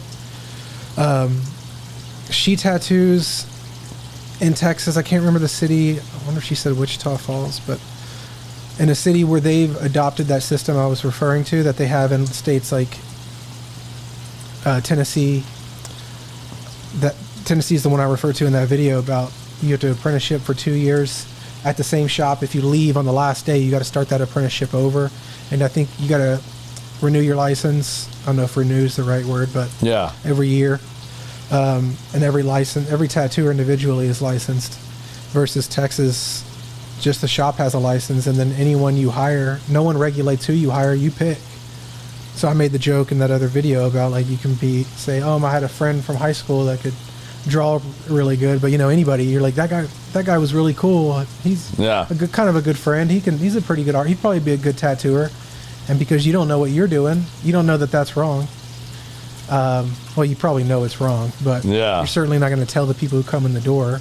Yeah. And that's where the problem lies, but yeah, you shouldn't be able to open a tattoo, any kind of business that has anything to do with being sterile, anything medical, without a decent amount of training and that's just a wild. Way where you should have to prove your credentials in some way, I would think. Hopefully they'll change. What I was saying was, though, that we found that I think she said her county is doing it like that, though. So that's good though. Hopefully that means Texas will keep moving that direction and make it a statewide thing. I think they should. Seems wild that it's not. Yeah, I mean, I think it'll probably change too. I mean, like, tattoos are getting so much more acceptable now. I mean, like, you see people that you would never have expected in the past doing sleeves, stuff that can be exposed. Like, well, think about how long, even like cosmetology school. I can't remember the hours, but I think it's, thinking back to my friends who have done it, I think theirs was like a 9-month, I'm sure they're different ones, but 9-month school. Yeah. And that's not that long, but at least it's something. Telling me there's nothing for tattooing. That's wild, man. You don't even have to be like, they don't even have to ask you, have you done this before? They just ask you. And how often have you been asked, like, how many tattoos have you done? Not, well, when I first started, quite often. But I don't get that question too many times now. Not how many have you done. It's usually, what's the craziest thing you've done? Has anyone ever passed out? Or how many years have you been tattooing? I mean, like, how long? You would think that would be a really common question to ask. Yeah, how long? I mean, I never asked you. I mean, but again, I know you. I've seen your work. Yeah. So, but I mean, like, walk-ins, like, how many people that are like walking, like, if you were in Deep Ellum tattooing at one of the like key places that you could just walk in from a night at the bar and go get your tattoo, whatever you wanted, you know, walk-ins welcome. Like, how many people ask, like, that could be that dude's first tattoo and you don't even ask, like, you just like, I want a XYZ tattooed on me. Dude, people almost never ask. I would ask, like, oh, so how'd you hear about me, or how'd you hear about the shop? Mm-hmm. They're like, oh, we were just around and we walked in. And I was like, so essentially trying to find out how they saw my work, and people are like, oh no, I just, like, you didn't even look at my work? And I'll joke and be like, well, you better hope I don't suck. Yeah. Like, then they're like, how long you been doing this? You know? Yeah. Like, but I mean, they're not wrong. You should think that if you go into a tattoo shop that people know what they're doing. Yeah, it's like there's not like a bio there. Should be expected to know what you're doing. Some artists will be better than others, of course, but I don't know, man. It's crazy. It's just, it seems unmanaged. What's the most painful tattoo you've done? That I've received or given? Both. My worst ones are probably the edges of my hands and then up behind my ear. And neck wasn't that bad? No, just way up high. Yeah. It's just funny. Most people say up here, like behind the ear tattoos aren't bad, but mine, it's a little bit further back than that, right into the hair area. That sucked. And then as far as ones I've done, everyone's different. I usually tell people, from my experience, the closer you get to any area that bends, so the forearm's not too bad, but if you get closer to the wrist or the crease of the arm, both sides. I remember inside arm, of the arm, ankles. like in here, wasn't real fun. Yeah. That wasn't. That's probably the spot, that and the ribs, people are most afraid of. Yeah. Everyone always is like, oh, my brother told me this spot really, get ready to cry. Yeah. I've heard about the feet too, like the tops of your feet. Yeah, people feet that are do weird. those. They're usually like people hate it and they're dying through it, or it's not bad. They're just chilling. You'd think there'd be some in between. There is for everything else, really, but yeah, feet. I don't have my feet done. I wouldn't want it. I don't think I will do it, but I would think. What would it take really for you bad. to get another tattoo? Like, what would your criteria be? Like, are you now at a point where, like, you have like a certain artist, like you would fly to Spain and like you want like XYZ to tattoo you? Do you have something like that? There's 2 guys that I want to get tattooed by, and they're both in Spain. They don't work in the same shop. I bet I've seen one of them's work on. Yeah, I would. There's a guy in Colorado too that I saw that, like, he does a lot of the like UFC guys and stuff. Really? He does really sick stuff. I've seen, like, I would say, like, if I was going to travel, those would be 2. Yeah, dude. But it would just be and if you're going to Spain, I've never been, I'd have to make it. Dude, Spain is like probably my favorite place that I've traveled. Really? Out of the whole world, all the places I've been so far, which is not a lot. If I could have the same standard of living I have here, and like job would transfer, everything like that, like, I would move to Spain in a heartbeat. Really? Like, yeah, and I've only seen Barcelona and Madrid. But, my wife debates this with me. My wife studied over there in college. She will debate this with me. even down to like which city has better sangria. Really? But I'm telling you, like, Barcelona was by far, I like Barcelona more than Madrid. Madrid was cool for like the art and stuff like that and the museums, but Sagrada de Familia, for me with a construction background, watching that still be built and like seeing them do different stones that are in columns that are hundreds of feet tall, and it's perfectly matched, and they're still matching this stuff exactly, and it looks like it was all done at the same time, and it's been going on for like over 140 years or something crazy like that, maybe longer. But we can't match granite when it breaks, you know, on a countertop. And these guys are like creating this beautiful church, like that's been being built for hundreds of years. Like, that's just insane to me. But like, I don't know, I really enjoyed Barcelona. Granted, Barcelona was the first place we went to. I mean, Madrid was cool too, though. Like, I mean, like, again, I mean, I wouldn't hate on either one. It was really dope, both of them. I'd love to go. I want to go one day. Or I'll, if they ever come here, maybe I'll try and get tattooed. Yeah. I just don't think about it. People ask me that all the time. When's the last time you got tattooed? And I just don't think. Maybe I get pickier over time, but I don't think about what I would want to get. Yeah. You know, that first basic steps of getting. Did you do that early on though? Like, did you get like a whole lot of tattoos like in a short period of time and then just I did a lot on this arm. It's still not done, but this is the arm I've had some removal on too. So, look who's making the appearance. First couple years, First couple years I was tattooing, I got a decent amount of tattoos, and then I just slowly stopped. Y'all welcome the famous Con Dog to the show. He's finally making his appearance, even though he's the most camera shy person you've ever seen in your life. His coloring is cool. His back's like black. Dude, you should have seen when he was a puppy. He was all tiger striped. Really? Yeah, I like wanted to name him brindle? Tigger, and my wife vetoed it. But like when he was a puppy, he was all tiger striped, like his hindquarters here. Like, it was crazy. Yeah, mine was all Watson was his name. My boxer passed. He was all white. Oh, you had an all white one. Those are super rare. So you couldn't even tell how old he was, because that's why I asked how old he is. I have a friend. Hers is probably not alive anymore, but hers was 13. I haven't seen her in 3 or 4 years. It was a girl, and her whole face was really gray, like all white. I didn't even think about that till after I had Watson for a while. I was like, oh, we won't even know because our other dog's pretty much the same age. She's a German or like a Belgian Malinois / German. She looks more like I don't know. We don't know for sure, but she's the same age and she's gray. Yeah. Like him, you never know. It's kind of cool. Yeah, he's been aging fast in this last year. You can see all the gray in his face and stuff, but yeah. Just his muzzle, though. I mean, his whole body. Yeah, I mean, you know how boxers are, though. I mean, like, they're ape shit from the time they're puppies to about 4. Yeah. And then they become tolerable. Yeah. And then it's like you get about 3 years of them being, like, still boxers, but, like, not, like, puppy crazy. Yeah. And then, like, after that, the drop-off is, like, really fast. Like, they just, like... They age super fast, Watson, and they're cancer down. Machines. So like that's the what sad they told thing. Me too. Multiple vets have said those words. They're cancer making machines, and that's how pretty sure that's what it was in the end. But they're the best dogs, dude. They're so awesome. They're great with kids. I mean, yeah, he was kind of scared of kids, but I'm glad he was around long enough to meet our daughter, and she's a year and a half, so he was around her for over a year, and. Yeah. He was the one we were more worried about because when other kids have been around him, he'll just like freeze up.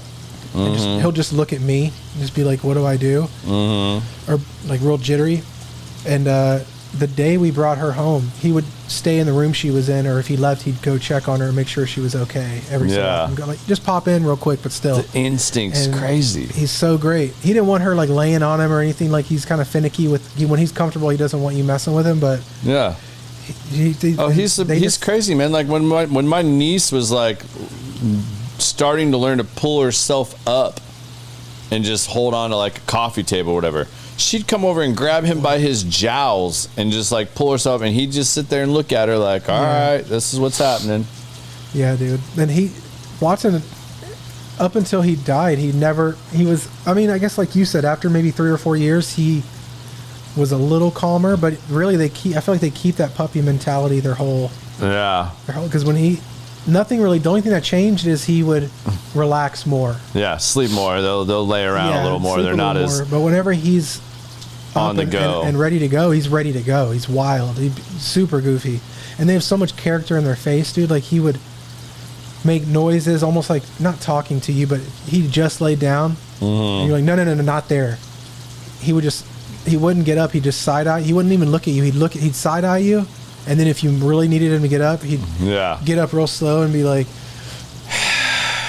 blow a sigh out of his nose, and then slowly walk off. Then he'd stretch. Yeah. Like, you just lay down. You don't need to stretch. And then he'd slowly stretch and then walk off. Or when he was happy, I don't know, dude. There's just so many different faces they make. They're like little people. They're awesome, man. I mean, I got him from Beston's Boxers up in Oklahoma City. He's one of the top breeders in the U.S. for boxers.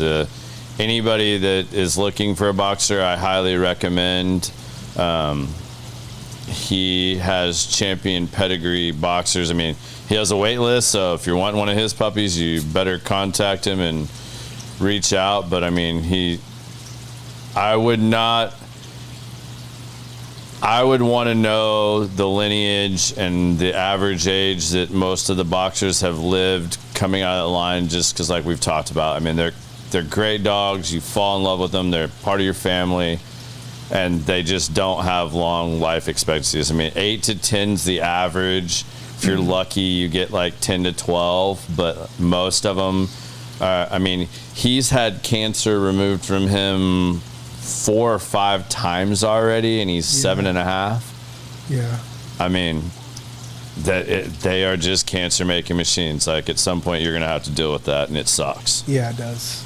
The good thing about that, though, like our other dog, Stevie, she already has a little bit coming. The hip dysplasia, the Germans usually always get those, unless you spend a ton of money. But bad thing about that is we're going to have to watch her go downhill. Yeah. For probably a couple of years. Yeah. And then maybe become incontinent and stuff like that. But make the decision. At least with the cancer, usually it's kind of quick. Yeah. So like it doesn't affect him. Like we had to cut some off of him a couple times too, in his gums, and then some little skin tag type things. Yeah. And but it doesn't really hurt him or affect him until it's the time when it's about to get real bad. Right. Then it usually happens. Like, it was real sad because 6 weeks went by and we had a great dog, healthy, and then he's gone. So that sucks. Yeah. But in another way, it was really the best thing. He didn't change much. He got to be his full healthy self until the last few weeks. And that's good. The cancer kind of just rapidly. Yeah, my last boxer, Cash, he got pancreatic cancer, and he went from being a 105-pound boxer to 75 really fast. He was 105 pounds. I mean, he's 90, 95. God, ours was 60, I think. I mean, so, like, you know, the internal cancers that they get that you can't see, I mean, that's the worst. I mean, I watched Cash go from 65. When he hit 45, I had to call my vet, and I was like, man, I can't. I can see every bone in his body. I can't watch my dog die like that. Like, I mean, like, he's not on. And what sucks is you agree to, like, have that last day with him, and then they have a good day, and you're like, man, I still, like, I guess I can't do this. I cannot watch that. Like, I know he's suffering, even though he's not acting like it all the time, but, like, I know he is. Like, he just have trouble going to the bathroom, everything else. Like that's painful to watch. Like, I feel fortunate for you. You got that quick. Yeah, I got lucky. Yeah, it's sad, man. When you put them down, you just feel like you're betraying them. Mm-hmm. It's not good. It doesn't feel good. No, it's the worst thing in the world. They have no idea. Yeah. Well, what other hobbies do you have, man? Like, what else do you like to get into? I love playing ping pong. Ping pong. I love it. Oh, man. When my little brother comes in town, I'm going to have to get you two on a ping pong table. Yeah, he'll lose, he kicks my ass in ping pong and darts. So if you can beat him at either of those things, man. He might win at ping pong, then maybe I spoke too soon. Because if you're good at darts, I feel like you're really good at most things. Because I've played darts a lot, and I've never gotten any better. Yeah, he's like really good. Like I won't even play him because like it's not fun. Like he kicks my ass so bad. It's like he wouldn't play me in Madden back in the day because I would just absolutely destroy him. I'd hang 100 on him by halftime. And he's like, you're not even fun to play with. Like I'm not playing you. Yeah. Yeah. You have brothers, sisters? I have a brother. Yeah. Yeah. He Older or doesn't throw younger? darts. Younger. He's Yeah. 25. I want to say 26. Let's see, how old am I? 26. I think about to be 27. Colton is his name. Right on. Yep. Funny dude. Yeah. Good How long guy. you had the dreads, man? Because now I got to know because I actually saw from when you like subscribed to the show. Yeah. I saw your dreads like process on Yeah, there. that's why I started that channel. That yeah. was so wild, man. Like I can't even picture you looking like that. Like I know. every picture I've ever seen, and as long as I've known of you or known you, you've had dreads at least close to that length. Yeah. Had him 12 years. 12 I years. think maybe almost 13.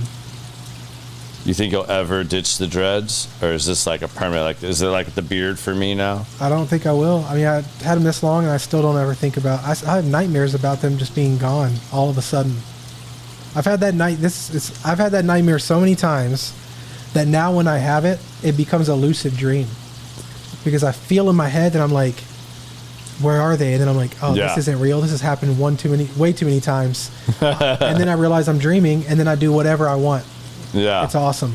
But then once I start lucid dreaming, when you realize you can do whatever you want and you're in a dream, I only get what feels like a few minutes. It's probably a few seconds, but all I'm telling myself is like, don't wake up, and it makes me wake up. You know what I mean? 'Cause I'm Yeah. like, oh, I can do whatever. Hurry up and do Yeah. anything. I can fly. Yeah. I get a lot of those. More like gliding I can do, but kind of just walk quickly. And then somehow Yeah. that gives me enough speed to kind of get some thrust. Yeah. And then you come back down, and it's always terrifying. I'll catch like a gust of wind, and I'm way too high, and then you come down too quick. That's awesome. But I have a buddy that has a beard that's like literally like ZZ Top. Like I mean, like it's way down here. like And he won't competition smoke. level. Yeah, he won't smoke cigars anymore because he was smoking a cigar, and the cherry fell out, and, like literally hit right in the middle, and burn a hole like that in the middle of his beard. So like now he won't smoke cigars anymore because of that. Like because he had to like literally shave like a foot off of his beard Oh man. to like catch it back up and like let it grow past. But the dude has like, I don't know how he gets a beard to grow so fast. Like it grows insanely fast on this dude. Yeah, I've always been jealous of a good beard. Yeah. I'm 33 and I still have like a lot of patchiness. I can't grow. I've never probably Gotta grown it shave a longer lot, than like man. an inch. That's why I like military guys, because they had to shave every day. You see guys come out of the military and all of a sudden they're like Thick beard. thick beards. I'll have to try it. That's I only wild. ever really just trim. I kind of just keep it this long. Yeah, But I don't know. If I had a long beard with the hair, I think it might be too much. it might be. It might be. My head would look, and I already have a really big head. So I think I would look really top heavy. Yeah, I think that'd be hard to picture on you. Yeah. That would be really hard to picture on you. Yeah. But the dreads, like, that's kind of like your, like, hashtag almost. Like, it's cool. Like, I enjoyed seeing the little process there, like, because it was, I mean, from the time you had, like, the little crisscross little braids to, like, all the way out, Yeah, man. when they were real short, they were so short, they were like spikes. Did you have, like, long hair at all, like, growing up as a kid, or, You know, like... I always wanted long hair. So when I was in Duncanville, there was a super strict dress code, but no hair dress code. So I could have hair, but my mom wouldn't let me. And then right around whenever she would decided to let me grow my hair long is when I transferred to Midlothian, Yeah. which had a almost no dress code, but you had to have short hair for guys. So then I had to cut my hair. I never really got it that long. And then after high school, I started growing it out, and I was at that community college for a semester. And then when I went to that seminary, the Christ for the Nations,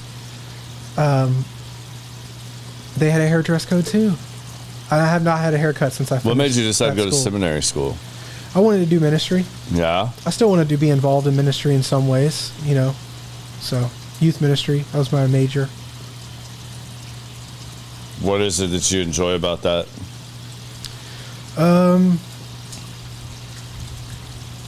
just nice doing things for people, I guess, the core of it. Especially with youth ministry, because when I was a kid, skateboarding and this or that, kind of was part of what raised me. And a lot of things, like, fortunate that I didn't go different ways. Yeah. So, I think it's good to be there for there's a lot of things kids won't say to their parents. Yeah. They share with someone that's a little closer to their age or with similar interests and stuff. And then, like, when I had the skate shop, we had the thing where if you had good grades, you could get discounts, So if you brought in your report card, you get a certain amount off. That's cool, man. So I want to find a way to kind of still combine the two. So, do you feel like that ever gets you judged differently or stuff? Because, I mean, obviously, like, with the piercings, the dreads, the tattoos, like... I get judged more by tattooers for being a Christian than I do Christians for being a tattooer, which is weird. That is weird. Yeah. I would expect just the exact opposite of that. Yeah. It could be the opposite, though. Maybe the Christians are just pretending that they're okay. They're pretending to be nice. Yeah. They just don't say anything. Yeah. But... Because that's one of the things that always drives me nuts, when people want to put everybody in a box and, like, judge them instantly because of the way they like to dress or what they like to wear. You know, I dealt with that growing up all the time because I moved every 3 years, and constantly had to fit in with, like, new groups, different societies, different, cultures and stuff like that. And it's like, what works in one area doesn't work in the other area. So it kind of, like, evolves you into this, like, almost social chameleon. Yeah. Where you just learn to adapt to all of it. But, like, I've always thought it's really cool with people that can, like, just truly be themselves and, like, really not give a shit about any of that. And, like, not a single person, like, instantly thinks, like, oh, this is a Christian guy that wants to, like, be a youth pastor or youth minister. Like, you're just a tattoo guy. Yeah. Like, that they can picture. Yeah. You say the other, and they're like, wait a minute, what? Hold up. Let's record scratch, go back. Like, so I was wondering how much you've dealt with that, because, like, that's not something you would have expected right out the gate. Yeah, no. You can always tell, though, when people don't agree with tattoos. Yeah. Because they're the ones who talk to me the most like they love them. People will be like, oh, would be really cool as if there was you should totally make a book of everyone's stories that you tattoo, or you should, I get that one a lot. A book about tattoos? Yeah, I'm trying to think. I had someone recently, what were they saying? They will just talk to me about the because they're kind of uncomfortable with it. Yeah. It's hard to explain, but you can tell. You know what I mean? Yeah. Anybody would be able to tell. But they're uncomfortable, and it's on their mind, so they're naturally just going to keep talking about it, asking simple questions, which is fine. I'm happy to answer them, but it's just funny. You can tell, like, if you don't have to talk to me about tattoos if you don't like tattoos, or if you disagree with them on some kind of Christian theology level, or just directly ask me. Why don't you just ask me how I feel justified doing what I do, and I'll tell you. Yeah. But that's not really an issue. I haven't really gotten much. Has anybody really debated that with you? No, not really. Maybe in the beginning when I was getting into it, people, maybe friends or mutual friends, that was kind of the perfect time to say something about it, because I wasn't in it yet. Once you're in it, people probably feel less comfortable sharing an opinion because they know you're not going to stop doing it. You're not gonna stop tattooing because of your opinion. So, but in the beginning, maybe I had some friends. I just can't recall any specific situations. I mean, we had one not too long ago where, I don't want to put this out there because we didn't really talk about it on the show either, but guy was really involved with the church. Great guy. Done a lot for society, for our country, everything. And, like, he started bringing in a bunch of people that didn't fit the profile of the church when he was helping grow the church, and they eventually came to him and were kind of like, they basically kicked him out of the church. They're like, yeah, we don't really want your kind around here, like, and just kind of went off and started his own thing, like, it's so crazy how I think that's what's always bothered me a lot, especially in the South. Like, I guess I saw it some up north too, but, like, in the South, like, it's very, either you fit into this box or you don't, and, like, they don't leave a lot of area for the gray area.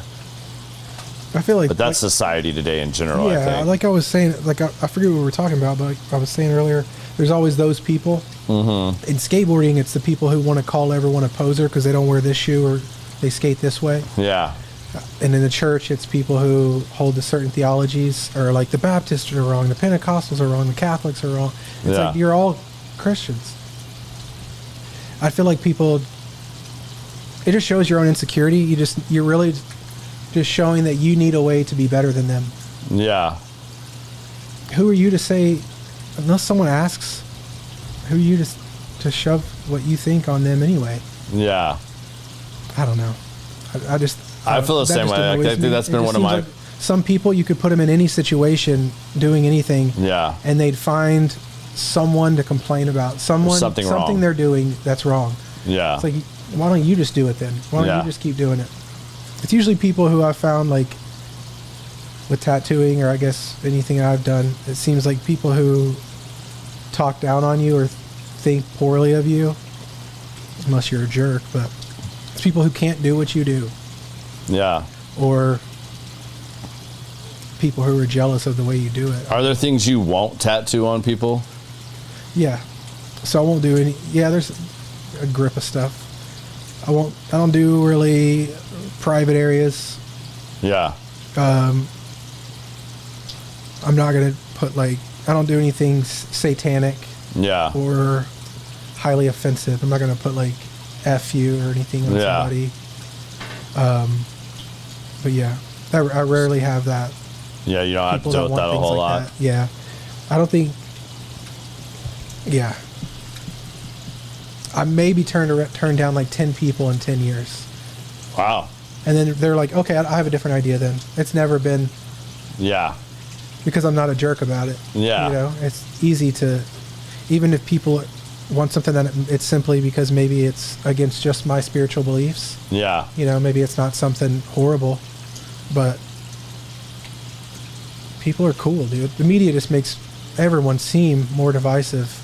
Right. And, well, they make people more divisive, but it seems like in real life, people are a lot more I agree 100%. reasonable. That's what's always bothered me. Like, you can have your opinion, but like to like try to inflict that on others, like that always, like, you know, it's the same thing with religions. It's like, no matter what you believe, to me, it's always been kind of one of the rubs too, is like, would it not make sense if even if you just believe in God, wouldn't you think God would put somebody down that would relate to all the different kind of people? Maybe not just Jesus, maybe Muhammad, or, you know, whatever. I mean, I'm not super versed on other religions, but, you know, any of the other prophets or whatever you want to call them, and it's like, well, that would kind of make sense to me. Like, every culture would have somebody to relate to. Yeah. Or a Jesus that they related to. So. Well, it's funny to me is like, we know Jesus' message, love. Yeah. Who are the only people that he ever had any conflict with? It was the religious leaders. Yeah. The Pharisees, the people that were praying out loud and walking around, showing their faith, showing how good they were, condemning other people. And it's funny how that's kind of come full circle, because I feel like the Christian church in America is now, should at least kind of be in a state of repair, because we've done so much damage because of being Pharisees. Yeah. And scarring so many people. Almost anyone I know that used to go to church and doesn't anymore, it's because they were taken advantage of or mistreated by people in the church. Yeah. It's rarely ever because they were like, I don't know, they're like, oh, I used to don't agree with this God anymore. used to answer my prayers, and he doesn't now. It's almost always people. Yeah. Which sucks. That's true. That's true. I mean, that was probably my longest void, is due to people.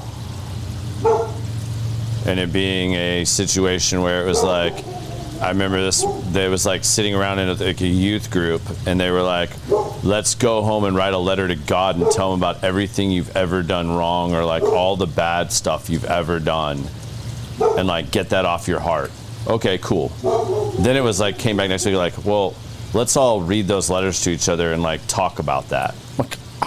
that was between me and God. Yeah. Not Should've not started sit with that. here Yeah. and like have a conversation with all of you and go over this. Well, like, well, how are you ever gonna? And I was just like, you know what? I'm out. Like, Yeah. I'm not participating in this. Like, this is weird. Like, this is awkward for not just your closest confidant friend or something like that to have a conversation like that with. It's, we're going to sit in a group setting and do that? I was like, you're out of your mind. Yeah, that's my biggest thing is it seems like it's one or the other. Like I was just talking about people being kind of jerks and being like Pharisees and pointing fingers at people. But then also, this is maybe just personal to me, and it seems like what you're talking about. Yeah.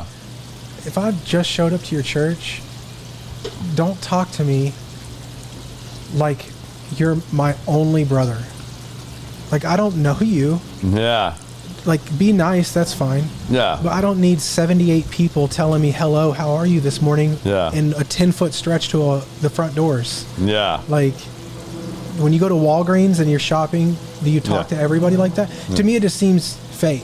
Yeah, they're pushing it. And I don't want to seem too critical. Like, you want to do your best for God if you're serving, or just for anybody. You want to do your best if you're doing something. So you really want to be perky and be friendly.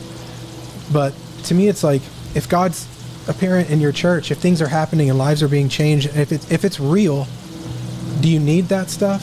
Mm-hmm. And if not, what does it say when you have a lot of it? When you have really cool lights, cool fog, hot coffee, warm donuts, 30 greeters, 60 events a month. I mean, events might not be a bad thing if you're giving back to your community, but you know what I mean? Like, yeah, I get what you're saying. I get you want to attract people, and I've never started my own church. I've been a part of little things like that, but I don't know.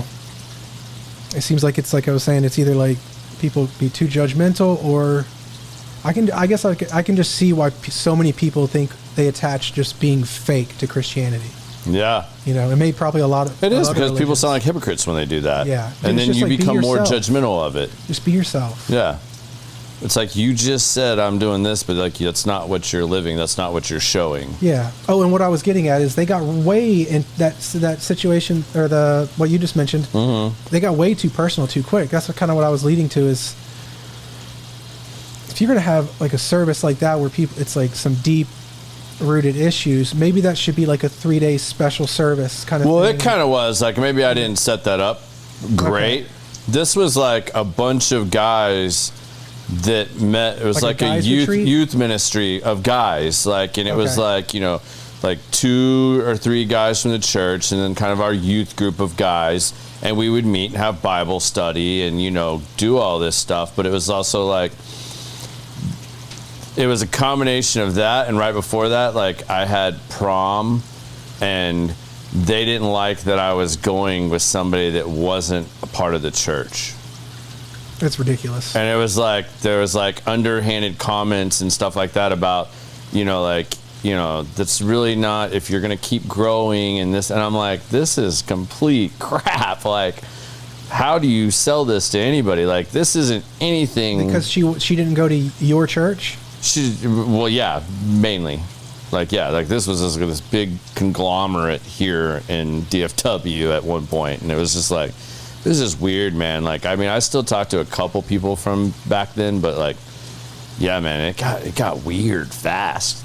And that was like the share your letter to God with the whole group thing, like kind of after the initial just really good day or two of like communing with your fellow friends and stuff and having good Bible study, and then all of a sudden it was like, let's write a letter to God and, like, you know, get all this off your chest, and like, you think about this and how you can change these things and how you're going to keep repeating those things or having those things happen again, whatever it was, you know.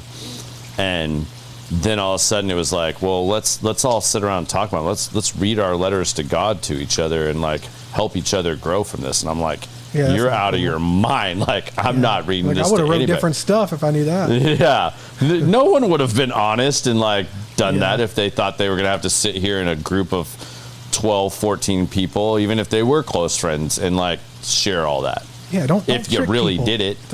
Don't trick people. Yeah. It just makes you look like what you're trying to give isn't real. Mm-hmm. You got to trick me into it. Yeah, absolutely. It's just, that's weird. All right, man. Well, we're getting towards the end here. Let's, what does this say? Thanks, Adrian, man. I appreciate that. No, we're not moving. My wife is not happy about pods being moved here. Like, I can't wait for this studio to be finished so that, like, I don't have to do this. I mean, trust me, I love doing this with certain guests and being here at my house. It's super comfortable. It's easy. But, yeah, the wife is not a fan of me doing this on the regular here. It's a lot of work. But where's the other studio? It's at Industrial Cigar Lounge, the lounge that I talk about that I go to. I usually shoot. They've got like a conference room set up there that I book that, and I typically shoot there. Well, this is a nice setup too, bro. Well, I appreciate it, man. Like, yeah, even on camera, it's symmetrical. Obviously you set it all up like that, but even everything, it's very relaxing, and it's also nice. Yeah, the only problem with this too is we got the waterfall here, and guests usually within like the hour and a half mark, like. Someone's need to take a bathroom break. Yeah. I mean, because you're sitting here listening to this waterfall for 2 hours. You're like dying to get out of the chair. I think it's nice because it's the same way like how music helps with awkward silences. Yeah. Around, like, I don't know. I love it, man. I mean, you got the fire. Yeah. I mean, it's good. Like, I was nervous about the wind earlier today because if it is not blowing, it's out of the south today. So it gets blocked over there. But if it's out of this north, it would kill us. Like, we would not be able to do this. Like, it would be beating us to death right now. Yeah. I could have every one of these heaters on, and we would be freezing. I didn't notice that. It is nice how it's kind of blocked in right there. Yeah. I need to do a shade or somewhere there. But, yeah, Adrian, I agree. I appreciate that. I like the setup. It's fun to do every now and then, but this will not be the norm. Hopefully, down the road, we can get our own little studio and, like, do it how we want to do it. It's just always the enjoying the cigar part that usually is the dampering. If you had a perfect studio, what would you have? Are you trying to wrap this up? No, we're good, man. If I had a perfect studio, man, I don't know. I have some friends that have those. Have you seen the like built out garages where you kind of like have it's like you enter a code, like it acts as like a gated, like almost like a storage facility. Yeah. But everybody has their own private garage, and like people store their cars in there and stuff like that, their bikes, their toys. Yeah. They can build it. They can finish them out however they want. Maybe it's a game room. Maybe it's a man cave. Have a barn at an office, whatever. I've seen some people living in them. I mean, people do that. Like, they have the ones that are on airport hangars for guys that have planes, and they build out those spaces, and they have the little mini apartment in there and stuff like that. Nice. I think that would be super cool if we could have like a little HQ like that where, it was just a cool place to go, and you could like smoke cigars inside and have the right ventilation and everything like that. Like, the cigar thing is really what kind of dampens that on a lot of spaces. Because you can't just, even like I've had some friends that own bars and stuff like that and restaurants that are like, hey, come do a live here. We would do that, but I mean, some places you'd be able to get away with it, some you wouldn't. Industrial's just always been like my home away from home, and I love being up there. It's kind of like one of my like little getaways. So the fact with their expansion and how they've got that all set up, I'll have to get you to come up there sometime. You can be guests with me up there. Cool. Hang out when they get the remodel all done, but it's just I don't know. I would like to have something where we had some monitors that were like where you don't see like my lab. I mean, granted you can barely see it in this setup, but like where you could have the monitors where you have stuff, and like Biz could have his setup a little bit more always there and just ready to go. Yeah. And we didn't have to set up, take down all the time, and you just had it there. You came in, boom, let's go. And for like the lives and stuff like that, like if we were, you were referencing whatever, he could like pop it up. You see how Joe Rogan does his and stuff, where you can interject those things, they can switch to it. Yeah, you have always the like multi-camera. Pull this up real quick. Yeah. And then you have the multi-camera where it can kind of be bouncing back a little more than just the overall shot. Yeah. Right now it's one stationary camera, stuff like that, but that's all stuff to work towards down the road. Yeah. But I think that would be cool. But I kind of like this too, where we have like kind of the bouncing around a little bit. That is cool to like mix it up a little bit.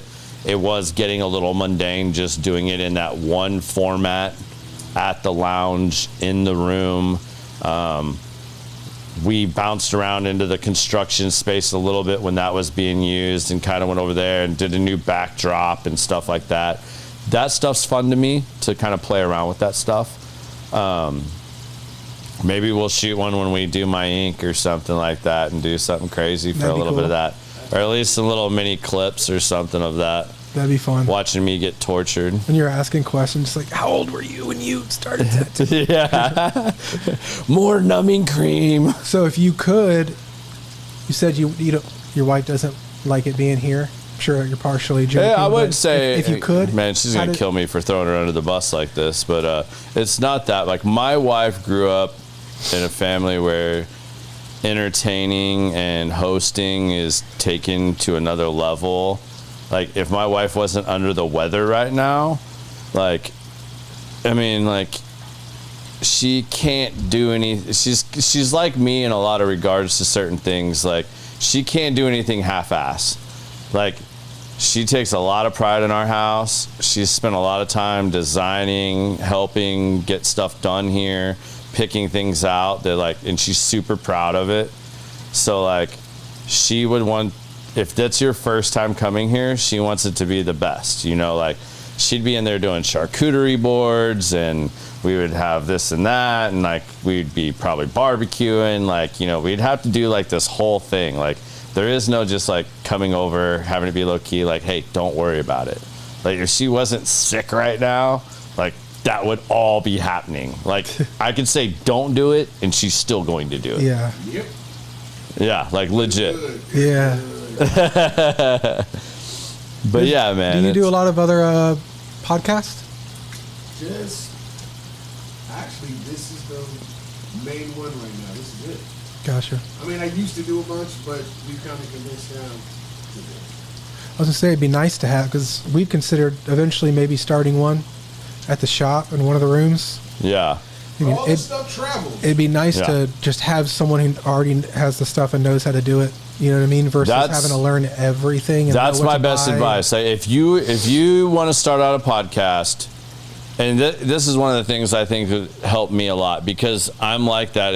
If I jump into something, I'm either all in or I'm all out. I can't, like, be in between. Like, I either have to do it or I'm not doing it, or I'll lose my interest, or I'll try it really hard and go all in for a while and realize that's not my thing, and then I'm changing directions, doing something different. If you're going to do something like a podcast and you're just starting out, I would recommend that you go and find somebody like Biz. No, you cannot steal Biz from me. You know, like, yes, you can book another day or something, but, you know, he is available for people that would like to enjoy Biz's services. But I would recommend finding somebody like that, because otherwise you're going to go out, you got to buy this badass camera, tripods, cables, microphones, mic stands, lighting, producing, soundboard. I mean, like, there's a lot that goes into this. I mean, like, you don't think about all these little things, but, like, if you're front loading that and, like, taking on all that expense, that's a lot. Versus you find somebody that can produce a show like Biz, where you pay him for his services and they come set that up. Do it for however long and see if you can even like it, you're successful at it, and then, I mean, obviously you could grow from there. But I would highly recommend that. Like, if it's something you want to test the waters with, see if you even really enjoy it. Because, like, you know, that was painful at first, going back and watching, like, my early episodes and trying to, like, you know, hear myself talk. Like, dude, go listen to yourself talk. I never watch my old videos. It's horrible. I hate them. I It's watch horrible. Them, I edit them, watch them one time to make sure I didn't miss anything. Yeah. I'll never watch them again. Yeah, like, you get So used to awkward. it after a while, but, you know, you can see the progression too, and, like, you get better at asking questions. You get better at, like, however you want to do your podcast, whether it's short form, long form, whatever. But I would, you know, and there's a million coaches that are going to hit you up when you start doing it on all the social media. Yeah. From here to India to China to Russia, wherever, people are going to hit you up telling you they can edit your stuff, they can get you 10,000 subscribers overnight, you know, all this bullshit. But, you know, you can do that stuff, but I would recommend you find somebody that has the equipment set up that can produce your show, and just give it you know, whatever your budget allows. Like, are you going to give yourself 6 months? You're going to give you a year? Because everybody that I know that does successful podcasts, either ones that have been on the show or not been on the show, that I've sat and talked with, it's about the 2 to 3 year mark before you're going to really get traction. Like, people have to see you doing it consistently. They have to see it grow, and a lot of them want to be a part of it growing, and then getting it figured out, all the little tweaks you have to do to get the algorithms, find the platforms that work best for you, learn how to do short form content if you are long form formatted, all this stuff. Like, it just takes time, unless you're fortunate enough that it can be your full-time job, or you're going to go out on a shoestring budget. Well, I just don't like doing it. Do it real. So I'd rather have someone else do it anyway, you know?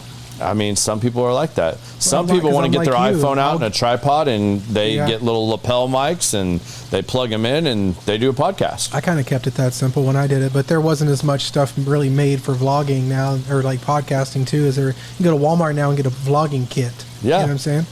But yeah, I just, whenever I've done videos or anything, even with my social media, I kind of go in waves throughout the seasons. I'm like really into it sometimes in advertising, then I fall behind. But with the videos, man, I hated I enjoyed them, but I don't like editing. I mean, maybe it was fun, but that's what I was going to say. Yeah. I'll get all into it. And then by the time things start to get a little better, I'm like over it now, because I wasted my time. Wasn't spending my time doing what I really enjoy.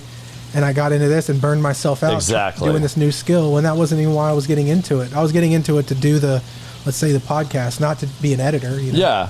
And not to say you couldn't do a full show on tattooing, and like, I think it would be more beneficial for you if you, I mean, maybe yours is because your new studio is going to offer spaces to other creative artists. Maybe you do a once a month podcast where you're introducing the new creative that is in your space, or showcasing what they're doing and talking about them, getting them to show their journey, and you're adding that to build your follow, and you hire somebody like Biz to do that, and then it's all set up. You don't waste a whole bunch of time doing it. He edits it, he gets it all to you, and then you're able to put that out on your social media. To me, that's more beneficial to you. And then you doing the things you really enjoy, maybe you just need to be a little bit better about, maybe it's scheduling shoots that with Biz, to where, you know, or somebody like Biz, where you take before and during pictures, but then when you know you've got, you know, 4 or 5 people that are all healed up, have him come in, shoot them, really cool lighting and everything, and like really make sure the lighting's right and stuff, so you really get to see all the contrasts and everything in your artwork that you just did, and then you making little reels that you put out on your channels, and you drop those weekly or bi-weekly. I think for your business, that model is way more successful and productive for you.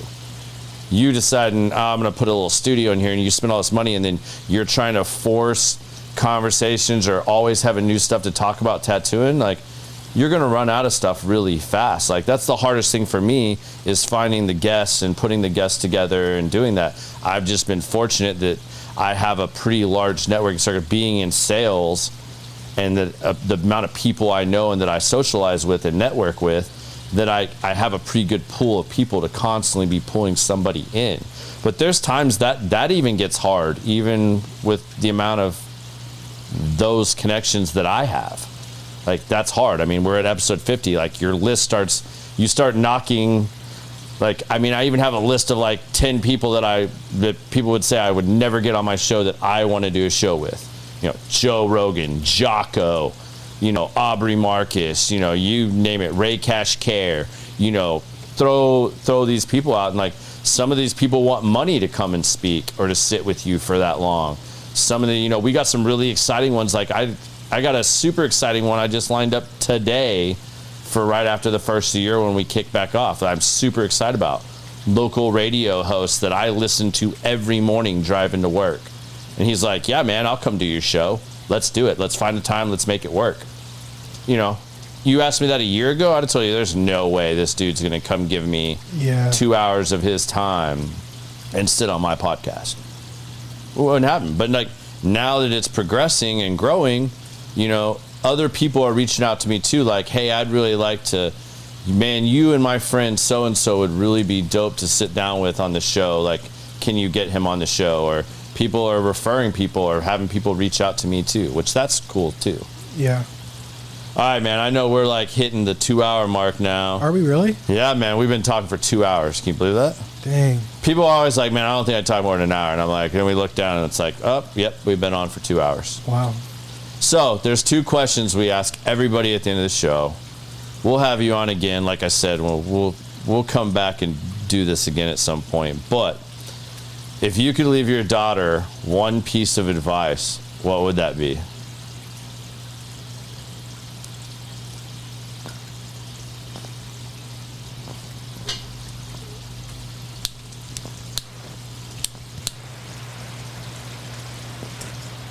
Has to be one. Could be 1, it could be 2. I mean, whatever.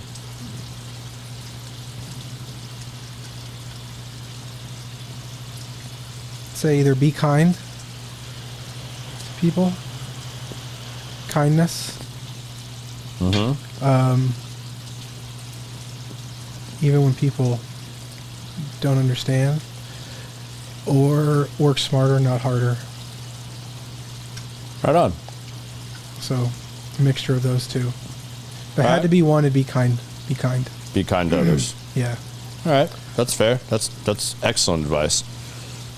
Now, the fun one. I always like this. This is my favorite one, just because you never know what you're going to get. Shows common sense. What's something you don't think people have common sense about, or it could be something that maybe you wanted to say that I didn't ask you tonight. It could be something you feel you didn't get to say enough about. It could be something you just want to say or put out there. It's just your 2 cents. You can give all these listeners Colin's 2 cents.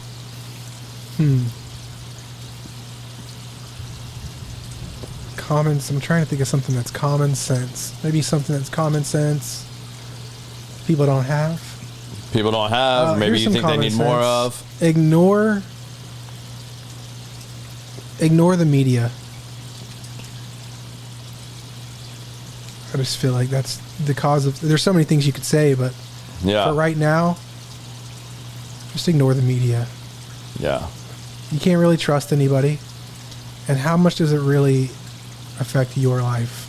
Yeah. Unless it's the president and you have a massive corporation, it's all the finances I get and stuff, or your home. But don't mistreat people because they think differently from you. Talk to people. Yeah. I say that, but I feel like people in real life also feel that way. When I've talked to people, Yeah. almost everybody is like, yeah, dude, you see all this stuff online, but in real life, I can easily talk to someone with different views from me. Yeah. It's like, let's not, I guess maybe that's the point. Let's not forget that we all have so much more in common than we have. We're all human beings at the end of the day. We're a lot more alike than we're different, yeah. And no one wants to be talked down to or have a bad day. Be nice to people. Yeah. Right on, man. Well, dude, I want to thank you for coming and doing this show with me, man. I hope you had as much fun as I did. I've enjoyed sitting here just kicking it with you. Definitely, dude. And we'll do this again, man. I appreciate the cigar and the Dr. Pepper. Yeah, man, absolutely. We'll do it again. Well, I hope you guys enjoy this show. We'll be back again next week. We're going to have another mutual friend of ours on next week. Mr. Brad McNeil is going to come on here. Oh, don't do it. Oh, I'm doing. No, I'm Chase has been That'll be begging great. me for this. Yeah, Chase is that'll like, be you a fun gotta one." get Brad on there, and I've been trying for months, but we finally got him lined up. He's gonna come in, and y'all are in for a treat. Like, Brad is a very cool individual that is well versed in more things than I could possibly imagine. I can't wait to see where to go. It's gonna be a completely off the cuff show, not like probably anything we've ever done, but it's going to be entertaining. It'll be fun. Yeah, I bet. Brad's hilarious. He's one of a kind, man. Yeah. I mean, I'll give you guys a little teaser. This dude has been banned and pushed off of Facebook and stuff like that so many times, it's not even funny. I can't even keep up with how many accounts he has, because they'll close one down, he starts up another one. The last time this happened that I remember, and I talked to him about it, They literally told him, if you take this page down, we will unblock you. And that's because before Obama was president, he started a page that was literally called, I was anti-Obama before anti-Obama was cool. He started that? He started that page. And like they What a crazy guy. They hate it. They absolutely hated it. Like it went bonkers. Really? So yeah. We'll get him to talk about all that and some other interesting stuff. Brad's never short for an opinion or a good joke or something to off the cuff. So it'll be an interesting episode. So you should get Chase on here too to talk about running a business and. Man, I'd love to have Chase and Chase and Misty. Man, they're both welcome anytime. Sure. Yeah, the pair, dude. Yeah, the pair of them, the dynamic duo. Yeah, we could do that anytime. Chase knows my number. If Chase is ever willing to do that and come on here, we will do that in a heartbeat. I will gladly sit down with two of them because I love it. We've been trying to get dinner put together for months. I told him I'm gonna have to book a fake estimate. Yeah. Just to get him to come out, so we can get him out because the guy stays working all the time. But we hope you guys enjoyed the show. We hope you'll tune in again next week. Y'all be safe out there. Peace.